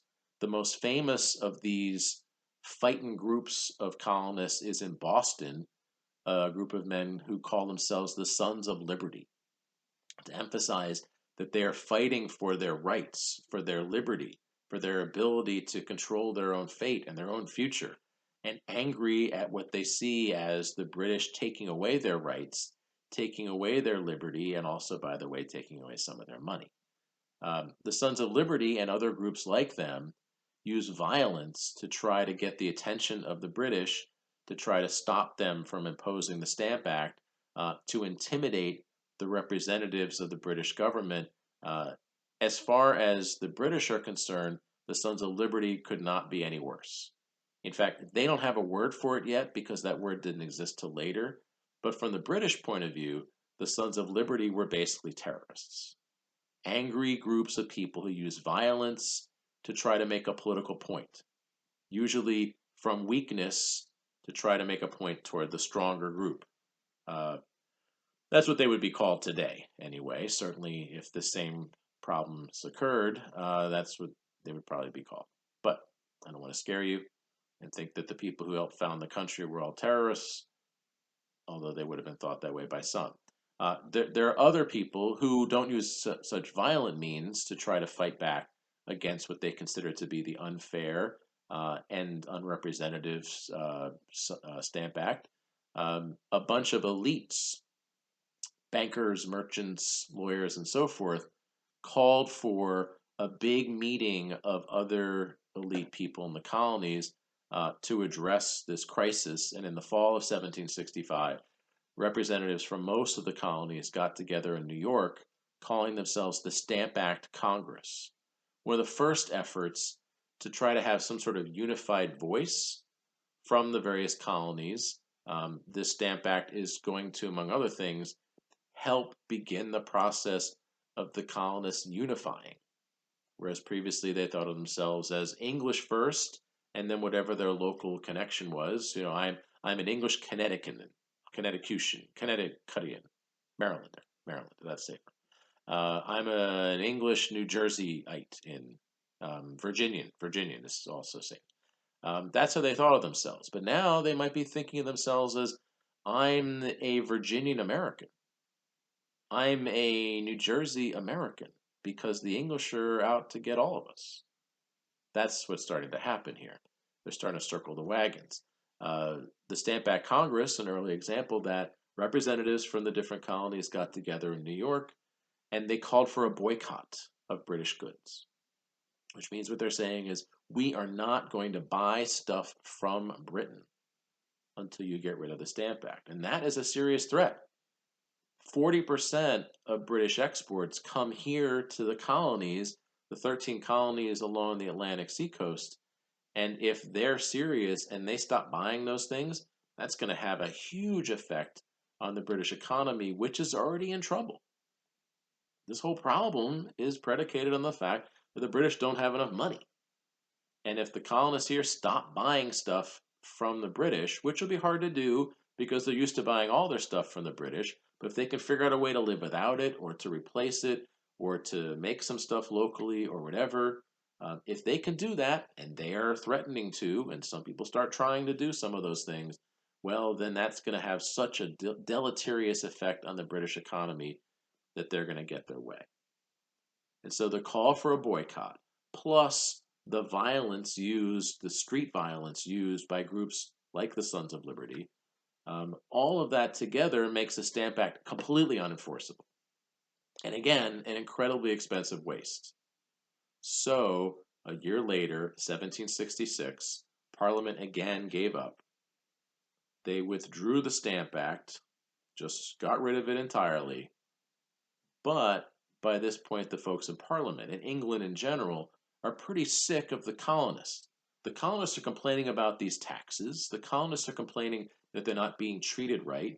Well, England is actually paying a lot more taxes than the colonists do. In fact, the average taxpayer in England is paying 25 times the amount of taxes as the average taxpayer here in the colonies. What are those guys complaining about as far as the English are concerned? And also, don't they understand their role? We're England. You're the colonies. We're the mother country. You support us. What are you doing fighting against our policies? Forget it. You don't get it. And so, although the colonists got their way on the Stamp Act was repealed in 1766, Parliament also passed a law called the Declaratory Act, which effectively says we're the mother country and we can impose any taxes we want whenever we want because we're the mother country. It's essentially a warning, a reminder of what the relationship is and what the roles are supposed to be. The colonists are pretty happy because they got the Stamp Act overturned, and so they don't worry too much about the Declaratory Act. But it does mean that as far as the English are concerned, they can still get money from the colonies if they think they need to, just they backed off because clearly it didn't work out the first few times. And in fact, it went so badly that Grenville, whose idea both of those first two things had been, he got fired. And a new government took office. And the key guy in that government is a guy named Charles Townshend, who was also a money guy, but had learned some lessons from Grenville and is also a little bit shrewder in his strategies anyway. Under Grenville, although at first they tried to raise taxes just from England, and that's not going to work because the English are paying a lot more than the colonists do, when they did turn back to the colonies to start to raise money from the colonies again, this is a year later in 1767, Townshend is able to get a bunch of laws passed by Parliament that are much smarter than what Grenville had come up with earlier. Grenville had passed these laws that directly affect the colonies and that are very obvious to the colonists, and also, it turns out, are easy for the colonists to fight back against because they're very visible. But Townshend, the new guy in the English government, 1767, realized that the English are selling lots of important things to the colonies that the colonists really need. And so the solution that he came up with is, let's raise the taxes on those things. What he is calling for are tariffs, which is a tax on imports. As these items, and they are things like lead, paper, paint, and tea, as those items come into the English, so the colonial ports, so as a shipment of lead arrives in Trenton, or as a shipment of paper arrives in Philadelphia, or as a shipment of tea arrives in Boston, as any of those things happen, before that shipment is allowed to be unloaded, the person who is buying that shipment over here has to also pay this extra tax. And that money will go back to the British government. That tax, that's a tax. That's the sort of thing that always happens. This particular idea that there's going to be a tax on imports, a tax on trade, that is a pretty common thing. Townshend didn't invent the idea. He just focused on some key elements of the trade going back between the colonies and the British. The colonies buy stuff from the British. That's their job. That's their responsibility. That's how they work in the colonial system. They don't have a way to make their own lead, or to grow their own tea, or to make their own paper, or any of these other items. So they have to get it from the British, and therefore they're going to have to pay these taxes on these important things that they need. And also, these are less visible taxes. The tax on all these items will be paid on the boat out in the harbor. And then after it's paid, then the shipment will be unloaded at the dock. But you really can't fight that as visibly, because the transaction is happening way out there in the harbor. If the Sons of Liberty or groups like that are going to fight it, then they got to swim out to each of the boats and then sort of, tread water for a little while and yell. And then after the tax is paid, then they get grumpy and they would swim back and get drunk or something like that. It's much less visible. The cost of each of these items will go up because the person who has to pay the tax, the merchant here in the colonies, will then take that money and they'll put it into the final cost when they're selling it to the consumer. So things will get more expensive, and maybe people will get mad about that, but the tax is much less visible. And this should have worked. This is much more a part of the everyday economic exchange between the colonies and the English. Should have worked. Absolutely should have worked. It's a much smarter way for them to raise their money. But it came after the other ones. The Sugar Act and the Stamp Act have already made the colonists angry, made the colonists angry about taxes, made the colonists angry about their role and their relationship with the English. And therefore, even though the Townshend Acts were a smarter and more effective way to raise money, it still made enough people in the colonies angry that some people here in the colonies decided to object. Two of the more radical colonial legislatures, New York and Virginia, sent letters objecting to the Townshend Acts that they sent over to Parliament. And pretty clear for people who understand the local politics, they're not expecting a response. They're not expecting this to change any laws. They mostly want to go on record. They want to say no taxation without representation. They want to say this isn't fair. They want to say this isn't what our job is to be. It's not right for you to basically take money out of our pockets. They want to just say that so they can go on record, so their constituents know that they tried. But they're not really expecting it to lead to anything. And again, if this had been the first one, then probably people in Parliament would have looked at these letters and been like, okay, well, we'll think about that later, but we're not going to worry about it now. But when the letters arrived and the leaders of Parliament saw that folks from the colonies were objecting to these new taxes, their response was, oh, here we go again. It's those guys again. Those ridiculous colonists with all their objections. The next thing you know, they're going to be beating us up in the street. And so the leaders of parliament demanded that those colonial legislatures take back the letters. It's very third grade. You can't say that to us. Take it back. And then those two colonies and eventually all the other colonies, when they hear about it, say, well, what the heck? Are you telling us that we can't even complain? Are you telling us that we're not allowed to object to bad policy? You know, if we have any rights left, would you tell us what they are? Because it seems like you're taking all of our rights away. And even though they can't directly fight against the Townshend Acts, they just decide that they're going to fight against the British for any kind of taxes, for any kind of authority. And the Sons of Liberty get wired up again and start beating up people who work for the British government and taking their food and breaking into their homes and saying mean things to their wives. Um, and in other ways, the colonists start fighting against the English, and there's calls for a boycott. It's somewhat successful. About maybe a little bit less than half of the stuff that they used to buy, they stop buying from the British. And over the next few years, that cuts very much into the British economy as the colonists fairly effectively fight back against the Townshend Acts because Parliament misunderstood and overdid it. If leaders of Parliament had said, well, haha, those silly colonists with their objections, aren't they quaint? And then just sort of moved on with passing the laws and taxing them, they might have been fine. But because they're over there and the colonists are over here and they don't really understand each other, the leaders of Parliament thought it was a much bigger deal than it turned out to be, and then they made it into a bigger deal by turning it into a bigger deal. Eventually, the Townshend Acts are all repealed, with the exception of the one on tea, and the colonists have again been more riled up. In fact, as this controversy and this crisis continues, the response is not just each individual town or maybe colony, because the longer it goes on, people in the different colonies are now starting to talk to each other because they're starting to recognize they have similar concerns, similar objections to the way the British are ruling them, and are starting to wonder if maybe they have more in common with each other than they do with the British.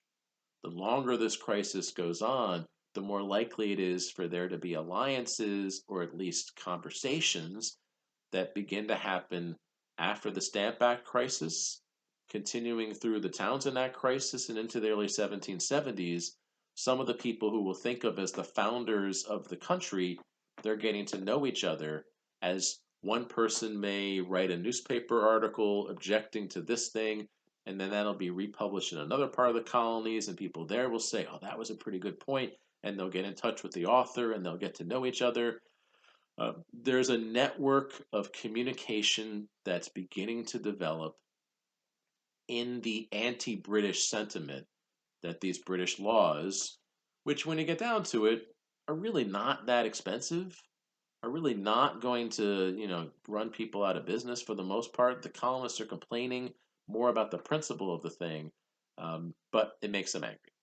So there's a lot of anger, especially in the port cities, where it felt to a lot of the people, the rich and the working class, it felt to them like these laws were hurting them more or were going to hurt them more than maybe some of the other parts of the colonies. So, Philadelphia and Charleston, but especially Boston. Boston is a hotbed for the anti British sentiment that was stirred up by the Stamp Act and then these other things that followed for a bunch of reasons, not all of which I'm sure I could put my finger on. Some of it has to do with just the fact that Boston is the most important port city in New England, and New England doesn't really have anything else going for it economically other than trade, and so they felt especially concerned at some of these changes. Part of it has to do probably with some of the overall history of the place. They may have felt historically not as connected to being ruled from outside. They're pretty litigious. They fight amongst themselves, dating back to the Puritan days. They're ready with good lawyers and ready to fight. Some of it is just personalities. There's some key figures here who ramp each other up, and some of the rhetoric. Things like no taxation without representation is something that you hear in Boston more than other places. Who knows exactly why? Boston is the place that seems like the real hotbed of this anti-British backlash as salutary neglect had ended and as the British are trying to figure out ways to get money from the colonists. So there's a lot of conflict. The Sons of Liberty are beating up people who work for the British government, and as a result, those people need support. The government doesn't want their tax collectors or whatever to have to worry about broken limbs or being tarred and feathered or having their wives called mean names or whatever. And so the British Empire has the army that they've stationed originally after the 7 Years' War, or French and Indian War. They've stationed them over in the dividing line where the Native American land is. Those soldiers are there, and so a lot of those soldiers got hustled back east to the port cities where a lot of this argumentation and fighting and conflict had been going on. And so there winds up being a lot of these British soldiers marching around in Boston. And the Bostonians hate them. First of all, they're not very subtle. They're there to sort of throw their weight around, and they're going to push people around on the street. They're wearing these loud red outfits, which is designed so they can recognize each other in the middle of a battle and not accidentally shoot somebody who's on your side. But it also calls attention to themselves. The Redcoats, as they get nicknamed in not a nice way by the Bostonians and other places where there's a lot of them, uh, they seem like just official authority in a way that's just abrasive. And the colonists hate them, and the Bostonians hate them. And the Bostonians are convinced that these guys are out to ruin them.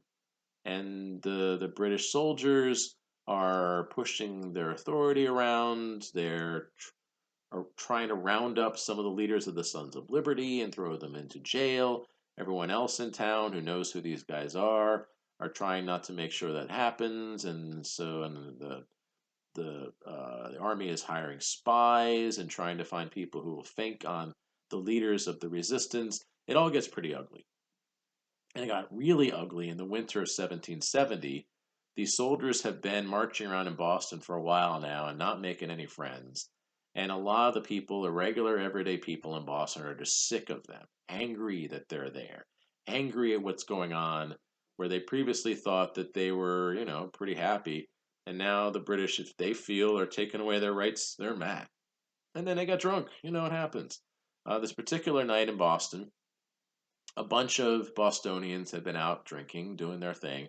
And there's a rowdy group of guys walking through the streets of Boston, just yelling and pushing each other around and doing stuff that people do when they're drunk. And then around the corner comes a group of these British soldiers who everybody in Boston hates, and these drunk guys, a little belligerent, hate them especially. And there's this confrontation that happens on the streets of Boston.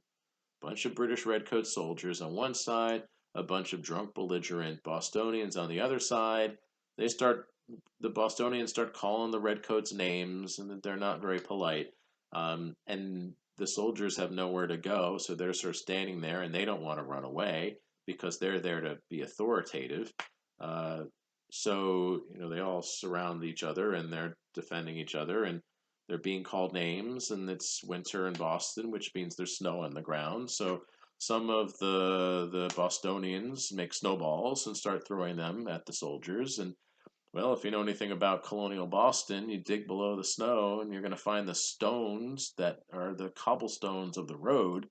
So some of those snowballs aren't just snowballs; they're rocks, ice rocks or just plain old rocks. And those are going to start to hurt. And as the soldiers, surrounded by these drunk, angry, belligerent Bostonians, start to actually get injured, uh, they lost some of their discipline. They're not supposed to do this, they're supposed to be better trained than this. But they were running out of options, and somebody got an itchy trigger finger, somebody panicked, and one of the soldiers fired into the crowd. Probably didn't plan to. There was no order given to do that. But once somebody starts shooting, and this is just the way it goes, human nature, then all the soldiers start shooting. And then they had worked their way through the crowd because Once the shooting starts, then the Bostonians run away, those who still can, the ones who hadn't been shot. And then the soldiers are able to get back where they were going to, which is their barracks, and they hid out there for the rest of the night. After the dust settles, half a dozen of the Boston mob are dead, and various others are injured. In the local Boston newspapers, all of whom are run by people who are very opposed to the British and very opposed to the British Army being in their town, dating back to the Stamp Act, pretty much all the journalists hated what the British were doing. In the newspapers in Boston, and then eventually the way the story was told all up and down the coast in the other colonies, this event is described as the Boston Massacre of 1770. If you look up a massacre, the word massacre in the dictionary, it means that there is a huge loss of life, an unfair, unreasonable taking of life by the government, by the army, by some official force, um, or just by a bunch of guys with guns. And so the word massacre is being used to define it as a terrible, unfair use of violence on the part of the authorities. Which, shooting people in the street is not something that should ever happen, and certainly not condonable. But to call it a massacre probably makes it sound like a little bit bigger deal than it actually was. For those half dozen people and their loved ones, of course, it's quite a big deal, but six probably doesn't make a massacre. And this is an effective use of propaganda by the colonists who are pretty fed up with the British and are convinced that this is the beginning of what could be a lot more events like this. Calling it the Boston Massacre, though, is trying to get other people in the colonies angry even beyond the kind of anger that they should already feel. And it's worth pointing out, although they didn't deserve to get shot, the Bostonians did kind of start. Well, after the Boston Massacre, so called, the soldiers involved were put on trial, and there's a court case that took place in Boston. Uh, the the British soldiers hired as their lawyer a guy who it turns out is allied with the Sons of Liberty, one of the leading Boston anti-British lawyers. Eventually is going to be president of the United States. His name is John Adams. And you wonder, well, why did John Adams, who hates the British and believes that the redcoats are the bad guys, why did he offer to work as their lawyer? It's not because he just wants their money. It's because he was trying to make a bigger point, which is the British soldiers, no matter how bad the stuff that they did, they still have rights. This is all about rights. This is all about how the British are taking away our rights. Well, we here in the colonies, we still believe in those rights. We know that everybody deserves those rights. And so one of those rights, if you're accused of a crime, is that you deserve to have the best possible lawyer that you can pay for. And if not, you can get one appointed for you. Well, John Adams is the best possible lawyer. And so he goes to work for them to prove the point that here in Boston, we take these British rights seriously. And he does such a good job, he actually got him found not guilty, which is kind of shocking given that all the guys in the jury all hate the Redcoats as well, but he's a very effective lawyer. And after it's over, I have to imagine that at some of the secret meetings, that some of the people said, John, did you have to believe in those rights quite as strong? Did you have to be quite that good of an attorney for them? But anyway. So, Boston Massacre, so called, helps further inflame the tensions. And the problem here is that there isn't something happening to make things get easier. The British still need money. The soldiers are still there. The Sons of Liberty are still angry. People like them are still fighting in the streets. There isn't something happening that's going to ease the tensions. The British are not making things any easier over in England because they don't understand how to solve this problem. They don't understand the Americans at all. And the Americans are pretty fed up with the British and don't really understand where they're coming from either. Problems. Again, through these early 1770s now, you have again these leaders in the different colonies talking to each other, trying to understand each other, trying to figure out what they have in common, thinking ahead. It's rare, even in the early 1770s, to find more than a handful of people in any of these colonies who are saying, we need to fight against the British and be independent. Mostly what they're saying amongst themselves is, We need to fight for our rights to show the British that we deserve our rights, and maybe they'll respect us more and make us more like partners. That's mostly what they're saying. They're upset about losing their rights, losing their liberties, and wanting to fight back against that. You're not going to see too many people, with a few rare exceptions, who are going to say something as crazy as, we're Americans. We should be just Americans. The British, we don't want to be part of them anymore. Not really where they're ready for yet. Then you stay in Boston. The next big thing is also going to happen in Boston because in 1773, a couple years later, the British passed a new version of the tax that they had left over from the old taxes. There was a tax on tea that had been left over from the Townshend Acts. 1773, Parliament passed a new version of that tea tax, the Tea Act of 1773, which lowered the tax on tea, lowered it. But it doesn't matter what's the number. In this case, it lowered it. They're trying to do stuff that mostly it doesn't even have anything to do with the colonies. They're worried about trying to support something that's going on in India, of all places, another part of the British Empire. That was a big mistake on their part as well. But anyway, but the fact that there's a tax, a law about a tax, reminding the Sons of Liberty and all the other people that the British have taxes at all, that's all that you need. Anytime Parliament passes any kind of law about taxes, that makes the colonists angry. So even though the Tea Act of 1773 effectively lowered the tax that they had to pay for British tea, it angered the colonists so much that their response was they refused to buy tea from the British, which the British can't understand. How can you not have tea? How can you survive without tea? And because there's a boycott on British tea, a lot of orders that had been shipped over from the British to the colonies wound up sitting in boats in these harbors along the coast because no one will pay the tax. And even if they want to pay the tax and get the tea, their neighbors aren't going to let them because it's unpatriotic and because, no taxation without representation and all that jazz. And so, therefore, the tea just sitting there rotting away in these ships in the harbors.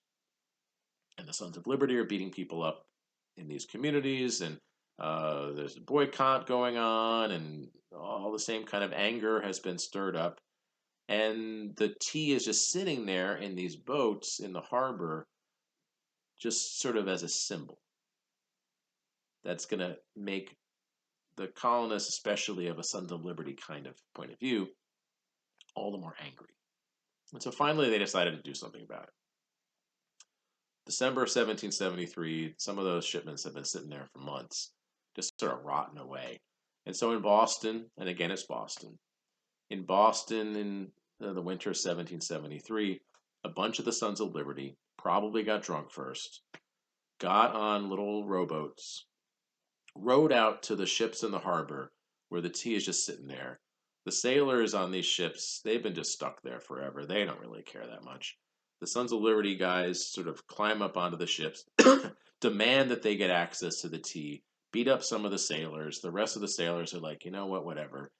They open up the holds, and then all these shipments of tea, all the trunks that the tea is in, get taken up onto the top of the boat. And then the Sons of Liberty break open these chests of tea and throw them overboard and destroy all the tea. They're also dressed up like Native Americans, which is kind of a weird thing. No one's ever really explained that to me. I think that the fact that they were drunk had something to do with that. Maybe they think it's a disguise. Maybe it's some sort of a symbol about how Americans are fighting back against the British, except that that'd be weird because they don't really like Native Americans or respect them very much. They're taking all their land. It's a weird thing to do. Anyway, so this event is referred to as the Boston Tea Party, and that is a real thing. And the political group that refers to themselves as the Tea Party, they consider themselves the intellectual descendants of the people who destroyed the tea. I haven't heard about them dressing up as Native Americans, but I don't know, maybe it happens. Anyway, the local group, the current political group, they claim that they're the same kind of guys because they're fighting against taxes. I don't know. All right. But anyway, the Boston Tea Party of late 1773 is for a lot of the British the last freaking straw, man. When the British read in their newspapers over their own cups of tea that the colonists here in Boston, where they've already had the Boston Massacre, where they've already had the Stamp Act and the Sons of Liberty beating people up and so forth, in that place over here, when the British read that a bunch of people who opposed the Tea Act dressed up as Indians, sailed out to these little boats, these ships in the harbor, pulled all the tea out of the hold, dumped it overboard, jumped up and down, high-fived each other, and then sailed away. Well, from the British point of view, these people are crazy. These people are nuts. We can't do anything with them. They're not even civilized. What's wrong with these people? They need to be punished. I mean, for God's sake, they destroyed tea. Okay, forget it. Somebody needs to punish them for that. And so, in the aftermath of the Boston Tea Party, but really that was the last straw, as punishment for the whole thing, all of this, the boycotts, the resistance to British rule, the Sons of Liberty and groups like them beating up people or harassing people on the street, all of the day-to-day fighting back against British control, the British are fed up. Boston Tea Party is just the final straw. In response to that, Parliament in 1774 passed a series of laws that they called the Coercive Acts. To coerce someone is to force them to do something that they don't want to do, but you can get them to do it because you have more power than them. You're not shooting a gun at them, but otherwise you're using every other kind of force. The coercive acts are intended to force the colonists to accept responsibility and to accept their role as the junior partners in the empire. The colonists don't even call them the coercive acts. They refer to them in the newspapers and in their correspondence with each other as the intolerable acts. As far as they're concerned, these are the last straw. The intolerable acts consist of four, the colonists think five, but four acts that are designed to punish the colonists for the Tea Party, but also to show the colonists who's boss and to make sure that the British can enforce whatever they need to in the future. The first one is the Boston Port Act, which officially closes down the port of Boston. No ships come in, no ships come out. Until somebody apologizes for the Boston Tea Party and pays for the tea, which ain't happening. The port of Boston, the most important port in all of New England, is shut down, which effectively shuts down a lot of the New England economy right there. A major blow to New England. Next is the Massachusetts Government Act. The Massachusetts Government Act shuts down the legislature of Massachusetts and gives the governor the authority to run Massachusetts pretty much the way he wants, to further take away the rights that a lot of the people in Massachusetts have politically. Again, a direct punishment for the Boston Tea Party. The third one is the Justice Act, a clever name where it's the exact opposite of what it claims to be. Under the Justice Act, anyone who represents the British government in the colonies who might be accused of a crime will be put on trial not in the colonies, but back in England.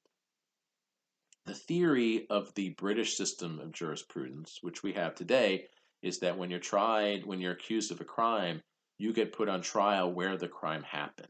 So justice is served in that community. But according to the Justice Act of 1774, if, for example, there was a future Boston Massacre, if, for example, there had been British soldiers shooting guys in Boston or Rockville or Silver Spring or whatever, they wouldn't get put on trial in Boston or Rockville or Silver Spring, where probably John Adams is not going to come to their rescue. Of course, they would be found guilty there. Instead, they'll be taken back to England and put on trial there. And everybody in England's going to be like, yeah, good job, shoot more people. And therefore, no true justice would be served. As far as the colonists are concerned, this is proof that the British are out to get them because they're going to reward people who do mean things to them by taking them and putting them on trial somewhere else where they'll be found not guilty. And the last of the coercive acts, or intolerable acts, is the quartering act. Quarters in this case is not money or the drinking game related to money, which I don't know if people still play. Back when I was, it was a thing that people did in the 80s. But anyway, quarters in this case refers to where people live. Under the Quartering Act, the British government is going to do a survey of all the homes, especially in the places where the army is already stationed, and anywhere they find any extra beds or any extra bedrooms, they're going to put British soldiers there. Which means forget about worrying about Big Brother watching you. Big Brother's sleeping next door. Big Brother's sharing a bathroom with you. The government, the army, is going to move in. Scary. Any kind of private property rights or any kind of personal civil liberties are clearly going to be taken away by the Quartering Act. It's terrifying, although it doesn't actually get implemented very much because there's not enough time before things get too ugly. But all those together are designed by the British to punish and to show their authority to the Americans. The Americans' response is, this is the last straw. They're taking away all of our rights, and now we have no rights left. Looks like we're not going to have any political rights. Trying to take away all our economic rights by taxing us up the yin yang, and now we're not even going to have any private property rights, any personal rights. You're taking away our civil liberties under the court system. It's all gone. A lot of what they've been saying to each other is, we can't trust the British. The British talk a good game. The British talk about rights and liberties, and they claim that they're the fairest and most pure form of government. But when push comes to shove, they don't think of us as real people, and they're taking away all of our rights, and that's not fair. And as far as the Americans are concerned, these intolerable acts are proof that the British are out to get them. In fact, they're the last straw from their point of view. Many people in the colonies are convinced the intolerable acts prove that the British are working together to take away all of the rights of the people here. In fact, one of the things that joins these colonies together, one of the things that joins these colonists together, one of the things that joins these Americans together is a shared theory that the British are out to get them. We Americans really like our conspiracy theories. And it's good to know, I guess, that dates back to the origins of the country. One of the things that pulls the Americans together is a shared hatred of the British, a shared fear of the British, and a shared belief that the British are out to get them. Okay. Well, it's good to know that that's not the only thing that pulls them together. It's good to know that this country wasn't just created by a conspiracy theory, wasn't just created by people who hated all the same guys. It is also united by a more positive and more productive ideology, an idea of government that many of these anti-British leaders behind the scenes have been talking about to each other as they had mused over this conflict that started in the 1760s and continued to grow into the early and then eventually middle 1770s.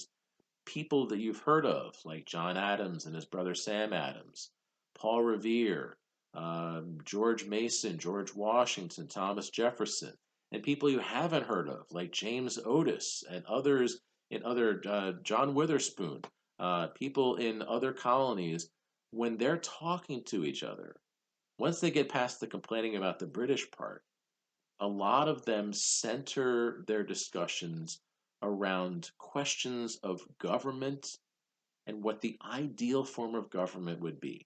They're convinced the British clearly are not doing this the right way. And they're wondering, where did it all go wrong? And they're starting to ask themselves, where could it be better? Well, there's a lot of people in Europe and here in the colonies in the 16 and 1700s who are talking about government and politics in new ways. And the colonists here are picking up on some of that philosophy and ideas of government that are kicking around.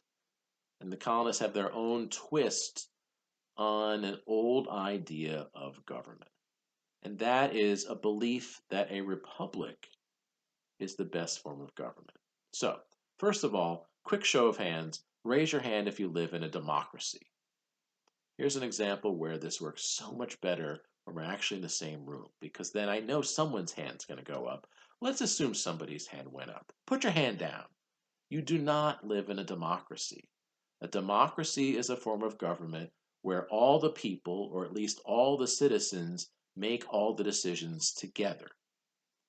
If that were the case here in the US, all the citizens would have to vote on every decision, which would mean that I'm a citizen, I vote in elections and so forth, that I would be called upon every year to decide how much money the US Department of Agriculture spends, how much money the US Secret Service is going to spend to defend the president. Like they'd actually be all sitting together and we'd all have to hash out every single issue together and then vote on it.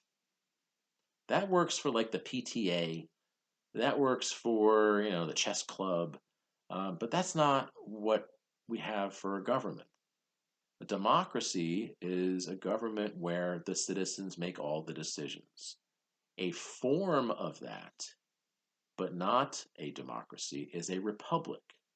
A republic is where the citizens elect people to make those decisions for us. In a republic, the citizens have elections and they pick people to make decisions, and then we have regular elections, so if those people do a bad job, we can replace them and bring in new people, or if the circumstances change, we can bring in people who have new ideas or can better reflect the circumstances as they change. We live in a republic.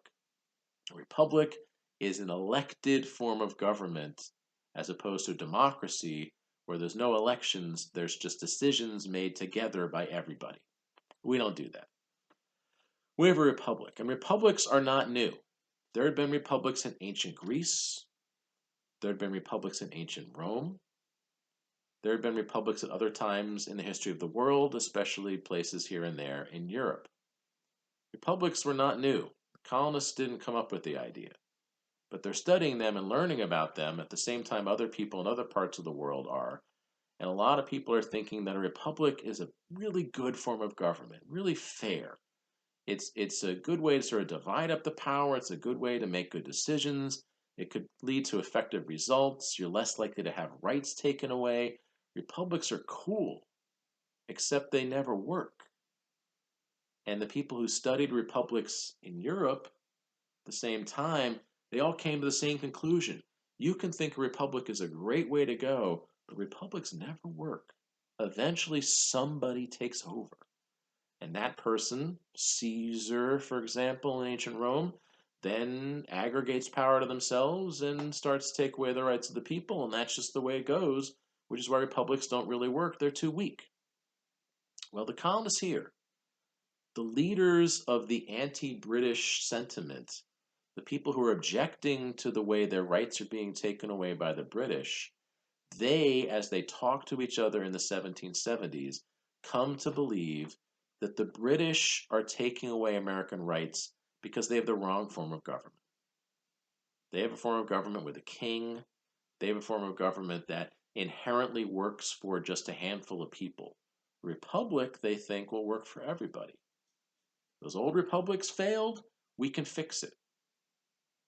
And so an ideology starts to grow among the various colonial leaders, the intellectual leaders, all the way from New England down to the southern colonies, begin to support an idea that they call republicanism, which is that a republic, an elected form of government, is the best form of government and that it can work. Colonial leaders eventually come to believe that the way a republic can work is if a society has and fosters the existence of certain basic things, certain basic qualities in its society. If a society has virtue, equality, independence, and freedom from corruption, then they can make a republic work. Virtue, in this case, in a political sense, means that the citizens, when they elect their leaders, will not make decisions in elections based on what's good for themselves, but instead on what's good for the majority. Hard to do. In fact, from what I know of politics, it's very hard for people to set aside their personal needs. But that's the theory of virtue. These other things will help make virtue possible, according to this idea of republicanism. Equality. They don't necessarily mean literally equal. They don't mean everyone's going to be the same weight. They don't mean everyone's going to be have the same amount of money or the same form of education or whatever. What they mean is equality of opportunity. If you have a society where everyone has about an equal chance of achieving wealth, of achieving status, then they're more likely to make decisions about elections based on what's good for everybody. Because if they vote on what's good for everybody, it'll be good for them and their neighbor and the guy next door, all of whom are going to hopefully have an equal chance to succeed in that economy. If you don't think you're ever going to get anywhere, then you will be more likely to vote just for your own good. But if you think everybody has a chance to get somewhere, then you'll make decisions based on what's good for everybody. Independence, in this case, another criterion for republicanism to work. Independence they define as individual ownership of property. They believe, the early Americans believe, that if you have a society where most people own property, then they are not likely to be pushed around or told what to do. If you have a society where only a handful of people own all the land, or a handful of people run all the businesses, then they're going to tell the other people what to do. Right? If everybody rents land from a rich landowner, that rich landowner can basically call all the elections because they're going to say, listen, vote for my candidate, or I'm going to, throw all you out. Or if everybody works for the same company or the same business person, then that person can basically decide who wins the elections because they'll tell all their employees, vote for my candidate or you're all fired. But if everybody in a society has independence of property ownership, which means that pretty much they all own little farms, they can make their own decisions. They don't have to worry about some outsider telling them what to do. They'll vote for what's good for everybody because everybody is basically equal. In a society like that, you can have a republic. And then the last thing is you need to have people that it's safe to vote for. You need to have enough people who you can trust to actually run the country. And so you need to make sure that there are leaders who won't make decisions about what's good for themselves or their friends, but instead they're going to make decisions based on what's good for everybody. And it's no good if all the voters are virtuous if the people they vote for are not. So you need to make sure that you have a society where there's a leadership class that is not corrupt, that can be trusted to make decisions for the benefit of the many. Well, the colonists, the colonial leaders are convinced that the crisis that is happening with England is proof that England really can never have a republic. They're not virtuous, there's no equality there, there's no independence, and they're clearly all corrupt. But in comparison, they're pretty sure that a republic could happen here. And it's worth trying because the US does have all those things. The US does have equality of opportunity. If it doesn't work out for you here, you can move somewhere else and start over. You can work your way up. The US does have independence. Property ownership is pretty broad. You know, white guys, they basically can get land if they need to. White guys can get jobs or they work for themselves if they need to. And therefore, the white guys who are making all the decisions, the broad electorate, they're going to be able to vote in ways that will lead to virtue. And of course, the leadership class will be not corrupt because they're all talking to each other and they all have the same goals in mind. So, republicanism, a belief in an elected form of government with those qualifications in the society, that's going to be the other thing that will pull these people together. The leaders believe in it. They believe that if there is a new country created here, they can make this ideal form of government work, and they eventually are able to get most of the Americans, even the less educated ones, to believe in it. The creation philosophy, the central belief in the creation of what will be the United States of America is this belief in republicanism, that an elected form of government is the ideal and the best and the most fair form of government, the one that will take away the people's rights, not at all, allow people to live the way they need to, because here in the colonies, someday the United States of America, there is virtue, equality, independence, and freedom from corruption. And when and if they get that kind of independence and can try to create a government, a republic is what they will do based on these ideals of republicanism, the fundamental principles that are going to create this country. Not just hatred of the British, not just fear of this conspiracy theory, but this effective, positive, affirmative belief in a particular form of government that will move them forward and help unite them behind the cause of here's something we can do and show the rest of the world in a way that no one else has ever been able to before. Well, uh, after the intolerable acts were passed by the British to punish the colonists for the Boston Tea Party and everything else that had been going on, representatives from each of the colonies got together in Philadelphia. They call themselves the Continental Congress, which is really grandiose. They represent 13 little colonies along the eastern seaboard of North America.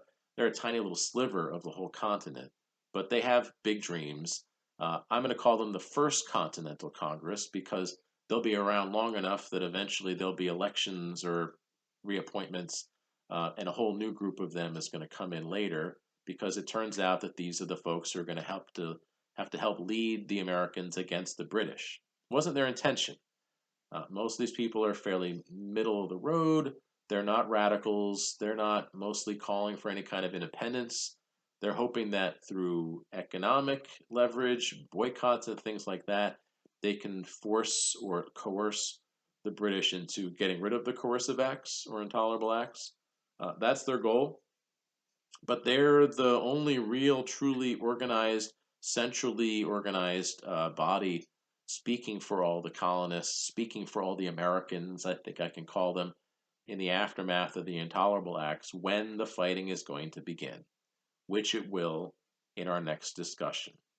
In a few short years, the colonists have gone from pretty happy, pretty prosperous, and pretty British to, by the mid 1770s, pretty unhappy, pretty united against the British, pretty convinced that they can make a republic work if the opportunity presents itself, and pretty ready to fight for that.